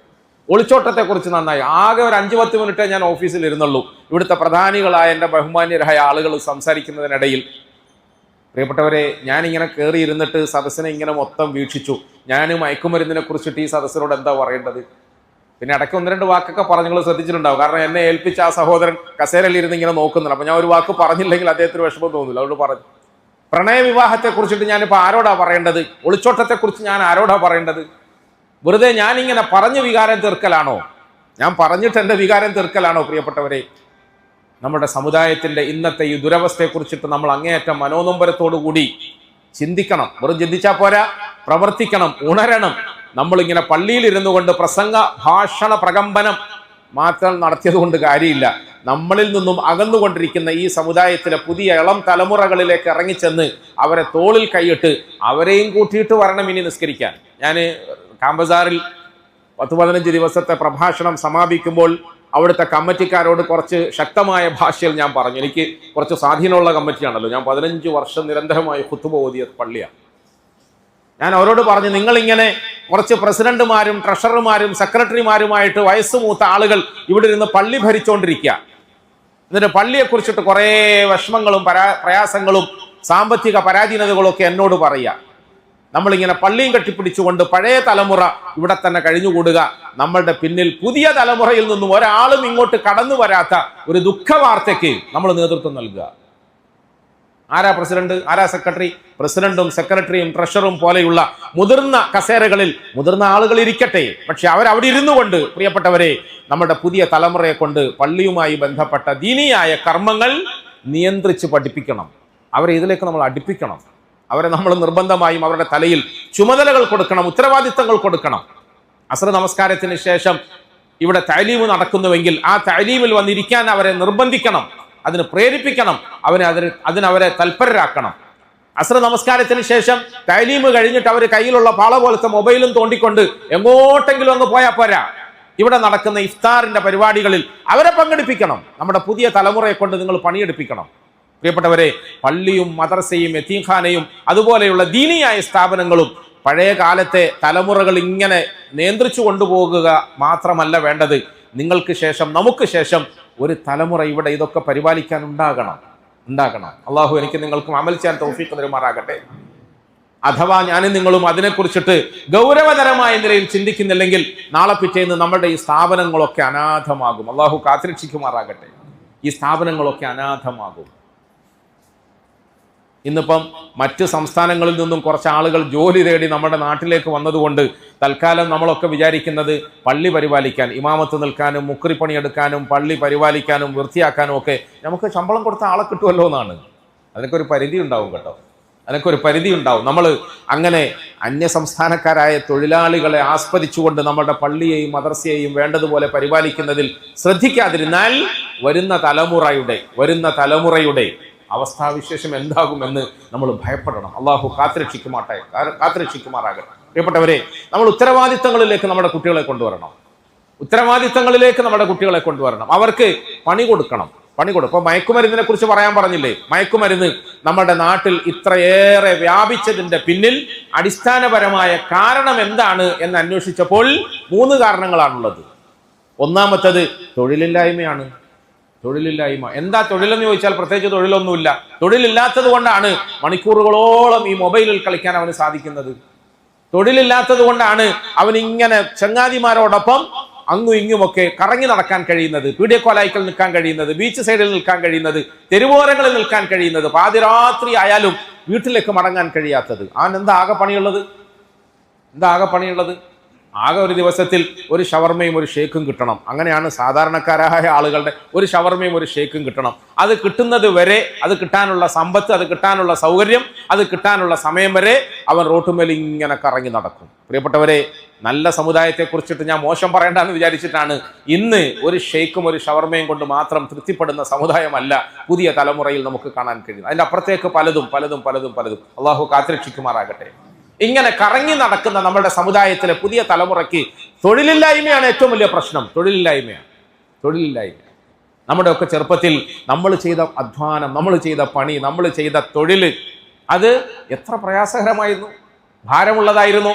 അങ്ങനെ ഭാരമേറിയ തൊഴിലിന്റെ ഇടയിൽ കറങ്ങി നടക്കുമ്പോൾ ഉമ്മാന്റെ കിതുമത്ത്, ഉപ്പാന്റെ കിതുമത്ത്, ഇക്കാക്കാന്റെ കിതുമത്ത്, വീട്ടിന്റെ കാര്യങ്ങൾ, പള്ളിയുടെ കാര്യങ്ങൾ, മദ്രസേന്റെ കാര്യങ്ങൾ, പിന്നെ അത്യാവശ്യം ഇസ്ലാമികമായ പ്രവർത്തനങ്ങളുടെ കാര്യങ്ങൾ, ഇതിലൊക്കെ തലപുണ്ണാക്കി നടക്കുമ്പോൾ പിന്നെ നമുക്ക് വെറുതെ ഇരിക്കാൻ സമയമുണ്ടോ? ചങ്ങായിമാരോടെ പോകാൻ സമയമുണ്ടോ? ഒന്നിനും സമയം ഉണ്ടായിരുന്നില്ല. മറ്റൊരർത്ഥത്തിൽ പറഞ്ഞാൽ നമ്മുടെ രാജ്യം വളരുന്നു, വികസിക്കുന്നു, അഭിവൃദ്ധിപ്പെടുന്നു എന്നൊക്കെ പറയുന്നെങ്കിലും അടിസ്ഥാന വർഗത്തിന് ഇവിടെ നല്ല തൊഴിലൊന്നും കിട്ടുന്നില്ല, നല്ല വരുമാന മാർഗങ്ങളൊന്നും കിട്ടുന്നില്ല. അതുകൊണ്ട് അവർ അവിഹിത മാർഗത്തിലൂടെ തങ്ങളുടെ ജീവിതത്തെ നന്നാക്കാൻ വേണ്ടിയിട്ട് മറ്റു മാർഗങ്ങൾ അന്വേഷിക്കുകയാണ്. മയക്കുമരുന്ന് പോലെയുള്ള വേണ്ടാധീനങ്ങൾ വർദ്ധിക്കുന്നതിന്റെ പിന്നിലെ പ്രധാനപ്പെട്ട കാരണത്തിൽ ഒന്നാമത്തേത് തൊഴിലില്ലായ്മയാണ്. രണ്ടാമത്തെന്താണെന്നറിയോ? രണ്ടാമത്തത് കൂട്ടുകുടുംബ വ്യവസ്ഥ നഷ്ടപ്പെട്ടു എന്നുള്ളതാണ്. നിങ്ങൾ കുടുംബജീവിതം പറയാനാണല്ലോ എന്നെ ഇങ്ങോട്ട് വിളിച്ചത്. ഒരു വലിയ പ്രമുഖമായ കുടുംബം നേതൃത്വം നൽകുന്ന പള്ളിയിലിരുന്നാണ് നമ്മൾ പ്രസംഗിക്കുന്നത്. അൽഹംദുലില്ലാ, ആ കുടുംബത്തിൻ്റെതായ നല്ല അവസ്ഥകളൊക്കെ ഇന്നും അവർ നിലനിർത്തുന്നുണ്ട്. എല്ലാ കുടുംബങ്ങൾക്കും അള്ളാഹു നന്മ വർദ്ധിപ്പിച്ചു കൊടുക്കുമാറാകട്ടെ. പ്രിയപ്പെട്ടവരെ, കൂട്ടുകുടുംബ വ്യവസ്ഥയുടെ അഭാവമാണ് നമ്മുടെ പുതിയ തലമുറ ഇത്രയേറെ ദുഷിക്കാൻ ഒരു പ്രധാന കാരണം. എന്ന് പറഞ്ഞാൽ എന്താ അതിൻ്റെ അർത്ഥം എന്ന് പറഞ്ഞാൽ, ഞാൻ ഇന്നലെ സൂചിപ്പിച്ചതുപോലെ നമുക്കൊരു കാരണവറുണ്ട്, ഒരു ഇക്കാക്കയുണ്ട്, ഒരു ജ്യേഷ്ഠനുണ്ട്, ഒരു ജ്യേഷ്ഠത്തിയുണ്ട്. ഇങ്ങനെ കുറേ മുഖങ്ങൾ നമ്മളോടൊപ്പം ജീവിക്കുന്നുണ്ട്. അവരുടെയൊക്കെ ഇടയിൽ നമുക്കൊരു തെറ്റ് ചെയ്യാൻ കഴിയാത്ത നിലയിൽ കൂട്ടുകുടുംബ വ്യവസ്ഥയുടെ ഉള്ളിൽ നമ്മൾ സുരക്ഷിതരാകണം. സുരക്ഷിതരായിരുന്നു നമ്മൾ പണ്ട്. നമ്മൾ ഒരു പക്ഷേ പടച്ചവനെ പേടിച്ചിട്ടല്ല പള്ളിയിലേക്ക് വന്നുകൊണ്ടിരുന്നത്. ഓർമ്മയുണ്ടോ? ഞാൻ പറയുന്നത് മനസ്സിലാവുന്നുണ്ടോ? പടച്ചവനെ പേടിച്ചിട്ടല്ല നമ്മൾ പള്ളിയിലേക്ക് വന്നത്. പടച്ചവനെ പേടിച്ചിട്ടല്ല പലപ്പോഴും നമ്മൾ നോമ്പെടുത്തത്. പടച്ചവനെ പേടിച്ചിട്ടല്ല പലപ്പോഴും നമ്മൾ ഹറാമുകൾ കാണാതിരുന്നത്, ഹറാമുകളിൽ നിന്നും അകന്നു നിന്നത്. പലപ്പോഴും നമ്മുടെ ഉപ്പാനെ പേടിച്ചിട്ടാണ്, ഉപ്പാപ്പാനെ പേടിച്ചിട്ടാണ്, ഇക്കാക്കാനെ പേടിച്ചിട്ടാണ്, കാരണവന്മാരെ പേടിച്ചിട്ടാണ്, അല്ലേ? അങ്ങനെയാണ്, ജ്യേഷ്ഠന്മാരെ പേടിച്ചിട്ടാണ്. പ്രിയപ്പെട്ടവരെ, അതൊരു വ്യക്തമായ കോട്ടയാണ്. കൂട്ടുകുടുംബ വ്യവസ്ഥയിൽ പരസ്പരം അങ്ങോട്ടും ഇങ്ങോട്ടും സഹകരിച്ചും സ്നേഹിച്ചും, നമ്മൾ സാധാരണഗതിയിൽ കൂട്ടുകുടുംബ വ്യവസ്ഥ എന്ന് പറയുന്നത് പരിശുദ്ധ ഇസ്ലാമിന്റെ വീക്ഷണത്തിൽ വളരെ പ്രാധാന്യമുള്ളതാണ്. എന്ന് പറഞ്ഞാൽ, ഞാൻ ഇന്നലെ പറഞ്ഞില്ല, ഇസ്ലാമിക് പാരന്റിങ് എന്ന് പറഞ്ഞാൽ അതൊരു പ്രധാന സംഗതിയാണ്. ഇസ്ലാമിക് പാരന്റിങ് എന്ന് പറഞ്ഞാൽ എന്താ? മക്കളും മരുമക്കളും കൊച്ചുമക്കളും അങ്ങനെയുള്ള എല്ലാവരും ഒന്നിച്ച് ജീവിക്കുമ്പോൾ ഓരോരുത്തരും പരസ്പരം അങ്ങോട്ടും ഇങ്ങോട്ടും നന്മയുടെ കാര്യത്തിൽ പ്രേരിപ്പിക്കുന്നവരാവുക, തിന്മയുടെ കാര്യത്തിൽ തടുത്തു നിർത്തുന്നവരാവുക, നന്മ ചെയ്യാൻ പ്രേരണ നൽകുകയും തിന്മയിൽ നിന്നും അകന്നു നിൽക്കാൻ പ്രേരകമാവുകയും ചെയ്യുന്ന നിലയിൽ നമ്മൾക്കിടയിലുള്ള ബന്ധത്തെ ഊഷ്മളമായ നിലയിൽ ഊട്ടിയുറപ്പിക്കുക. അങ്ങനത്തെ ഒരു കൂട്ടുകുടുംബ വ്യവസ്ഥയുടെ അഭാവമാണ് ഇന്നത്തെ തലമുറ വഴിതെറ്റി പോകാനുള്ള പ്രധാനപ്പെട്ട രണ്ടാമത്തെ കാരണം. മൂന്നാമത്തേത്, ഇവിടെ നിയന്ത്രണങ്ങളില്ലാതെയായി, ശിക്ഷണങ്ങളില്ലാതെയായി. ശിക്ഷണങ്ങളുണ്ടോ? നിയന്ത്രണങ്ങളുണ്ടോ? നിയന്ത്രിക്കാൻ പറ്റൂല, ശിക്ഷിക്കാൻ പറ്റൂല. ഞാൻ കഴിഞ്ഞ ദിവസം കാമ്പസാനിൽ തന്നെ പ്രസംഗിച്ചപ്പോൾ ഞാൻ പറഞ്ഞു, നമ്മുടെ പ്രിയപ്പെട്ട മക്കൾക്ക് വിദ്യാഭ്യാസം കൊടുക്കണം, ആവശ്യമാണ്. അവരെ പഠിപ്പിക്കണം, നന്നാക്കണം. അവരെ ഡോക്ടറാക്കണം, എഞ്ചിനീയറാക്കണം, പൈലറ്റ് ആക്കണം, അതിൻ്റെ അപ്പുറത്ത് ബഹിരാകാശത്തേക്ക് പോയിട്ട് മടങ്ങി വരണം, ഒക്കെ ചെയ്യണം. തിരക്കേടില്ല, നല്ല കാര്യമാണ്. പക്ഷേ ബഹിരാകാശം വരെ എത്തുമ്പോൾ അവളുടെ അമ്മയെ അവൾ മറന്നുപോയാൽ, അവളുടെ അച്ഛനെ അവൾ മറന്നുപോയാൽ, അല്ലേ, പിന്നെ അവൾ ബഹിരാകാശം വരെ ഉയർന്നിട്ട് എന്താ കാര്യം? പ്ലെയിൻ പറത്തിയതുകൊണ്ട് എന്താ കാര്യം? പ്രിയപ്പെട്ടവരെ, മുസ്ലിം ഉമ്മത്തൊരു കാര്യം മനസ്സിലാക്കണം. എൻ്റെ മകനോ മകളോ പഠിച്ച് വളർന്നു വലുതായി ഈ പറയുന്ന ഉയരങ്ങളൊക്കെ കീഴ്പ്പെടുത്തി, പക്ഷെ അവൾക്ക് അവളുടെ സംസ്കാരം നഷ്ടപ്പെട്ടു, ധാർമ്മികത നഷ്ടപ്പെട്ടു, ലജ്ജ നഷ്ടപ്പെട്ടു, ജീവിതത്തിൽ പുലർത്തേണ്ട മാന്യതയും മര്യാദയും നഷ്ടപ്പെട്ടുവെങ്കിൽ അത് നമ്മൾ നോട്ടുകെട്ട് കത്തിച്ചിട്ട് ചായ വെക്കുന്നതിന് സമമാണ് എന്ന് ഉലമാക്കൾ പറയാറുണ്ട്. നോട്ടുകെട്ട് കത്തിച്ച് ചായ ഉണ്ടാക്കുക എന്ന് പറഞ്ഞാൽ എന്താ? ഉപ്പാനെ കാണാൻ വേണ്ടിയിട്ട് വീട്ടിലേക്ക് ഒരാൾ കയറി വന്നു, വലിയ സേട്ടു സാഹിബാണ്. സേട്ടു സാഹിബിനെ ബഹുമാനിച്ച് ആദരിച്ച് കയറ്റിയിരുത്തിയിട്ട് ഉപ്പ കോളിംഗ് ബെല്ലടിച്ചു അടുക്കളയിലേക്ക്. അപ്പോൾ ഉമ്മ എന്താ എന്ന് ചോദിച്ചു. എന്താ? ഒരു ചായ വേണം. മുണ്ടാൻ പാടില്ല, ചായ കുഴപ്പമൊന്നുമില്ല. അങ്ങനെയാണല്ലോ. വീട്ടിൻ്റെ ഉള്ളിൽ നമുക്ക് അധികാരമൊന്നുമില്ല, അടുക്കളയിൽ നമുക്ക് അധികാരമൊന്നുമില്ല. നമ്മൾ പള്ളിയിൽ പ്രസിഡന്റാണ് അല്ലേ? എം പി നമ്മൾ പറയാം. എം പി എന്താ പറയുക? മെമ്പർ ഓഫ് പള്ളി committee, member of panchayat, member of parliament. എല്ലായിടത്തും നമ്മൾ M Piya. Member of panchayat, member of പള്ളി കമ്മിറ്റി, മെമ്പർ ഓഫ് പാർലമെന്റ്. വീട്ടിൽ പോയാലോ അവിടെ നമ്മൾ പൂച്ചയാണ്. നമ്മൾ വീട്ടിലേക്ക് പോകുമ്പോൾ മീശ താഴോട്ടാക്കും, മാടിക്കത്തയക്കും. അകത്തേക്ക് കയറുമ്പോൾ നമ്മളിങ്ങനെ ബഹുമാനത്തോടുകൂടിയാണ് കയറുക. പിന്നെ വർത്തമാനം പറയുമ്പോൾ സൂക്ഷിക്കും, കാരണം അവിടെ നമ്മൾ പൂച്ചയാണ്. കുടുംബജീവിതമാണല്ലോ ഞാൻ പറയേണ്ടത് അല്ലേ? ഇന്നത്തെ ദിവസം കുടുംബജീവിതമല്ല. കുടുംബത്തിന്റെ ഉള്ളിൽ നമ്മൾ പലപ്പോഴും പൂച്ചയാണ്, പലപ്പോഴും. അള്ളാഹു നമുക്കൊക്കെ മനസ്സിലാക്കാൻ തൗഫീഖ് തരുമാറാകട്ടെ. അതുകൊണ്ട് തന്നെ ഇയാൾ ഇവിടെ ഇരുന്നുകൊണ്ട്, ഇത് ഇരിക്കുന്നത് ഓഫീസിലായിരുന്നെങ്കിൽ അയാളുടെ കോളിംഗ് ബെല്ലിന്റെ മുമ്പിൽ ഹാജർ എന്ന് പറയാൻ ആളുകൾ ഉണ്ടായിരുന്നു. പക്ഷേ ഇവിടെ അടുക്കളയിൽ വാണരുളുന്ന മഹദി അവറുകൾ അങ്ങനെയൊന്നും ഹാജർ വിളിക്കുകയൊന്നുമില്ല, ലബ്ബൈക്ക് പറയുമൊന്നുമില്ല. അവക്ക് പറ്റൂല എന്ന് പറഞ്ഞപ്പോൾ പിന്നെ രണ്ടാമത്തെ മാർഗം എന്താണെന്നറിയോ? മോനെ വിളിച്ചിട്ടാ ഇഞ്ഞു പോയിട്ട് പറയും ഉമ്മാനോട് ഒരു ചായ ഉണ്ടാക്കി തരാൻ വേണ്ടി. ഉമ്മാനോട് ഒരു ചായ ഉണ്ടാക്കി. ഓളോട് നേരിട്ട് പറയാൻ നമുക്ക് ധൈര്യമില്ലാത്തത് കൊണ്ട് മോനെ വിളിച്ചിട്ട് പറയാം, മോനോട് നീ ഒന്ന് പോയിട്ട് ഒരു ചായ ഉണ്ടാക്കി കൊടുക്കും. സെട്ടു സാഹിബ് വന്നു. മോൻ അവിടെ പോയി നോക്കിയപ്പോൾ ഉമ്മാടെ മോൻ്റെ അത്ര നല്ലതൊന്നുമല്ല. ഇപ്പം തൽക്കാലം അവതരിപ്പിച്ചാൽ ഉപ്പാനോടുള്ള മുഴുവൻ ദേഷ്യം എൻ്റെ പുറത്താ തീർക്കുക. അതുകൊണ്ട് തൽക്കാലം ഉമ്മാനോട് അവതരിപ്പിക്കാൻ പറ്റാത്തത് കൊണ്ട് അവനൊരു പണിയെടുത്തു. ഉമ്മാൻ്റെ കയ്യോ കാലോ ഒക്കെ പിടിച്ചിട്ടൊന്നും രക്ഷയില്ലെന്ന് കണ്ടപ്പോൾ കുറച്ച് കഴിഞ്ഞാലും ചുരുക്കി പറഞ്ഞാൽ അവനൊരു ഗ്ലാസ് ചായ കൊണ്ടുവന്ന് വെച്ചു ഉപ്പാൻ്റെ മുമ്പിൽ. ആ ചായ എടുത്ത് കുടിച്ചു നോക്കിയപ്പോൾ എന്തോ ഒരു ടേസ്റ്റ്, നല്ല അടിപൊളി ടേസ്റ്റുള്ള ചായയൊക്കെ കുടിച്ചിട്ട് സേട്ടു സാഹിബിനെയൊക്കെ യാത്രയാക്കിയിട്ട് മോനെ വിളിച്ചിട്ട് മോൻ്റെ തോളയിൽ ഇങ്ങനെ കൺഗ്രാലേറ്റ്, മോനെ എൻ്റെ അഭിമാനം നീ സംരക്ഷിച്ചല്ലോടാ. ഉമ്മാൻ്റെ കയ്യോ കാലോ പിടിച്ചിട്ടാണെങ്കിലും നീ ഒരു ചായ നന്നാക്കി ഉണ്ടാക്കി തന്നല്ലോ എന്നൊക്കെ ഇങ്ങനെ പറഞ്ഞപ്പോൾ ആ മോൻ പറഞ്ഞു, ഉമ്മ സമ്മതിച്ചിട്ടില്ല, ചായ ഒന്നും ഉണ്ടാക്കി തന്നു. പിന്നെ ഞാൻ ഉണ്ടാക്കിയത്. ആഹാ, ഇത്ര നല്ല ചായ ഉണ്ടാക്കാൻ നിനക്കറിയോ? നീ എങ്ങനെ ഉണ്ടാക്കിയത്? ഞാൻ അടുക്കളയിൽ പോയി ഗ്യാസ് കത്തിക്കാൻ നോക്കിയപ്പം ഇന്ന് വരെ ഗ്യാസ് തൊട്ടിട്ടില്ലല്ലോ. നമ്മുടെ പുതിയ തലമുറയാണല്ലോ, അവർക്ക് അടുപ്പും അറിയില്ല, ഗ്യാസും അറിയില്ല, ഒന്നും അറിയില്ല. ഗ്യാസ് തൊട്ടപ്പം അത് കത്തിക്കാനൊന്നും തിരിയുന്നില്ല, എങ്ങനെയാണെന്ന് അറിയില്ല. അവസാനം ഇത് കഥയാണ് കേട്ടോ, നിങ്ങൾ ഇതിൻ്റെ സിഹത്തും വകുപ്പും ഒന്നും പരിശോധിക്കാൻ നിൽക്കണ്ട, എങ്ങനെയാ അത് ഇങ്ങനെയാണെന്നും സഹിക്കാനും നിൽക്കൊന്നും വേണ്ട. വാപ്പാനോട് പറഞ്ഞു, വാപ്പാ നല്ല ചായ അല്ലേ? നല്ല ചായ. സന്തോഷമായില്ലേ? സന്തോഷമായി. എങ്ങനെയാണ് ഉണ്ടാക്കിയെന്ന് അറിയണ്ടേ? ഞാൻ ഇത് ഉണ്ടാക്കാൻ വേറെ മാർഗമില്ലാതെ കറങ്ങി നടന്നിട്ട് ഞാൻ ഉപ്പാൻ്റെ റൂമിൽ പോയി നോക്കിയപ്പം അലമാര തുറന്നു. അലമാരൻ്റെ ഉള്ളിൽ ഇങ്ങനെ അട്ടി പേപ്പർ വെച്ചിട്ട് കണ്ടല്ലോ, ആ പേപ്പർ ഞാൻ വലിച്ചു കൊണ്ടുവന്നിട്ട് അതിൽ തീപ്പെട്ടി കത്തിച്ചിട്ട് അതുകൊണ്ട് ഞാനൊരു പാത്രത്തിൻ്റെ അടിയിൽ തീ ഉണ്ടാക്കിയിട്ട് ചാണ്ട. എന്താ ചായ? വാപ്പ ഈ അലമാരിയിൽ നിന്നും അവൻ പേപ്പർ എടുത്തു എന്ന് കണ്ടപ്പോൾ അവനിങ്ങനെ നോക്കിയപ്പോഴാണ് ഞെട്ടിത്തെറിച്ചായ കറ്റാക്ക് വന്നു. ഏതാ പേപ്പർ? അയാൾ കഷ്ടപ്പെട്ടിട്ട് കൊടുക്കേണ്ട സക്കാത്തും കൊടുക്കാതെ, കൊടുക്കേണ്ട തൊഴിലാളിക്ക് വേതനവും കൊടുക്കാതെ, ആരാൻ്റെ കയ്യിൽ നിന്നൊക്കെ തട്ടിപ്പും തരികിടയാക്കിയിട്ട് ഉണ്ടാക്കി കൊണ്ടുവന്ന് പൂത്തി വെച്ചിരിക്കുന്ന ഈ നോട്ടുകെട്ടാണ് ഇവൻ കത്തിച്ചിട്ട് ചായ ഉണ്ടാക്കി. ഇന്നാ ലില്ലാഹി വ ഇന്നാ ഇലൈഹി റാജിഊൻ എന്ന് പറഞ്ഞു. എന്തൊരു കഷ്ടം. സംഗതി ചായക്ക് നല്ല ടേസ്റ്റ് ഉണ്ട്, തരക്കേടില്ല, നല്ല കാര്യമാണ് ചെയ്തത്. പക്ഷേ നോട്ടുകെട്ട് കത്തിച്ചിട്ടാണ് ചായ വെച്ചതെങ്കിൽ അത് ബുദ്ധിപരമായ നിലയിൽ ചിന്തിക്കുമ്പോൾ ഭയങ്കര അപകടമാണ്. പ്രിയപ്പെട്ടവരെ, നമ്മുടെ മക്കൾ പഠിക്കട്ടെ, ഡോക്ടറാകട്ടെ, എഞ്ചിനീയർ ആകട്ടെ, പൈലറ്റ് ആകട്ടെ, എന്തുമാകട്ടെ, തരക്കേടില്ല, നല്ല കാര്യമാണ്. പക്ഷേ പഠിച്ച് അവസാനം എനിക്കെൻ്റെ മോള് നഷ്ടപ്പെട്ടാൽ, എനിക്കെൻ്റെ മോൻ നഷ്ടപ്പെട്ടാൽ, ഞാൻ ഇന്നലെയും പറഞ്ഞല്ലോ, ഞാൻ നിങ്ങളെ കുറ്റം പറയില്ല, നിങ്ങളെക്കുറിച്ചിട്ട് ഞാൻ കുറവൊന്നും പറയില്ല. എനിക്ക് എൻ്റെ തന്നെ കുറവുകളും കുറ്റങ്ങളും ഒരുപാട് ഉദാഹരണമായി പറയാൻ എൻ്റെ മുമ്പിലുണ്ട്. ഞാൻ എൻ്റെ കുടുംബത്തിലേക്ക് റമദാനിന് മുമ്പ് ഇങ്ങനെ യാത്ര ചെയ്ത് ഓരോ കുടുംബക്കാരുടെയും അവസ്ഥകളൊക്കെ അറിയുമ്പോൾ ഓരോരുത്തരെയും കാണുമ്പോൾ ചോദിക്കല്ലോ, എന്തുണ്ട് മക്കളുടെ അവസ്ഥ, എന്തുണ്ട്. എൻ്റെ മോനും എൻ്റെ കൂടെ ഉണ്ട്. ഞാൻ മക്കളെ കൂട്ടിക്കൊണ്ട് പോയിട്ട് കുടുംബക്കാരെയൊക്കെ പരിചയപ്പെടുത്തി കൊടുക്കും. നാളെ പിറ്റേന്ന് കുടുംബക്കാരാരാന്ന് നമ്മുടെ മക്കൾക്ക് അറിയാണ്ടാവില്ല. ഇപ്പം സംഭവിക്കുന്ന അതാ. അല്ലാഹു തആല നമുക്ക് ഈ ബന്ധങ്ങളൊക്കെ നന്നാക്കി തരുമാറാകട്ടെ. ബന്ധങ്ങളെ നന്നായി കാത്തു സൂക്ഷിക്കാനുള്ള സൗഭാഗ്യം അല്ലാഹു നമുക്കൊക്കെ നൽകി അനുഗ്രഹിക്കുമാറാകട്ടെ. ബന്ധങ്ങൾ കുറഞ്ഞുകൊണ്ടേയിരിക്കുക. പ്രിയപ്പെട്ടവരെ, ഞാൻ അങ്ങനെ എൻ്റെ കുടുംബത്തിൽപ്പെട്ട ഒരു സഹോദരനെ കണ്ടിങ്ങനെ സംസാരിച്ചുകൊണ്ടിരിക്കുമ്പോൾ ഞാൻ ചോദിച്ചു, മക്കളൊക്കെ എന്ത് ചെയ്യുന്നു കൊച്ചാപ്പ? ഞങ്ങൾ കൊച്ചാപ്പ എന്നല്ല വിളിക്കും. കൊച്ചാപ്പ മക്കളൊക്കെ എന്ത് ചെയ്യുന്നു? ഒരുത്തന് അവനെ അൽഹംദുലില്ലാ അങ്ങ് ഗൾഫിൽ പോയി നല്ല ജോലിയൊക്കെ ആയി, റാഹത്തായി, കുഴപ്പമൊന്നുമില്ല. പിന്നെ മോളല്ലേ, അവൾക്ക് വയസ്സും പ്രായമൊക്കെ കഴിഞ്ഞട മോനെ. പക്ഷേ ഇപ്പോഴും അവളിങ്ങനെ കല്യാണമൊന്നും വേണ്ട എന്ന് പറയാം. ഞാൻ എന്താ ചെയ്യുന്ന?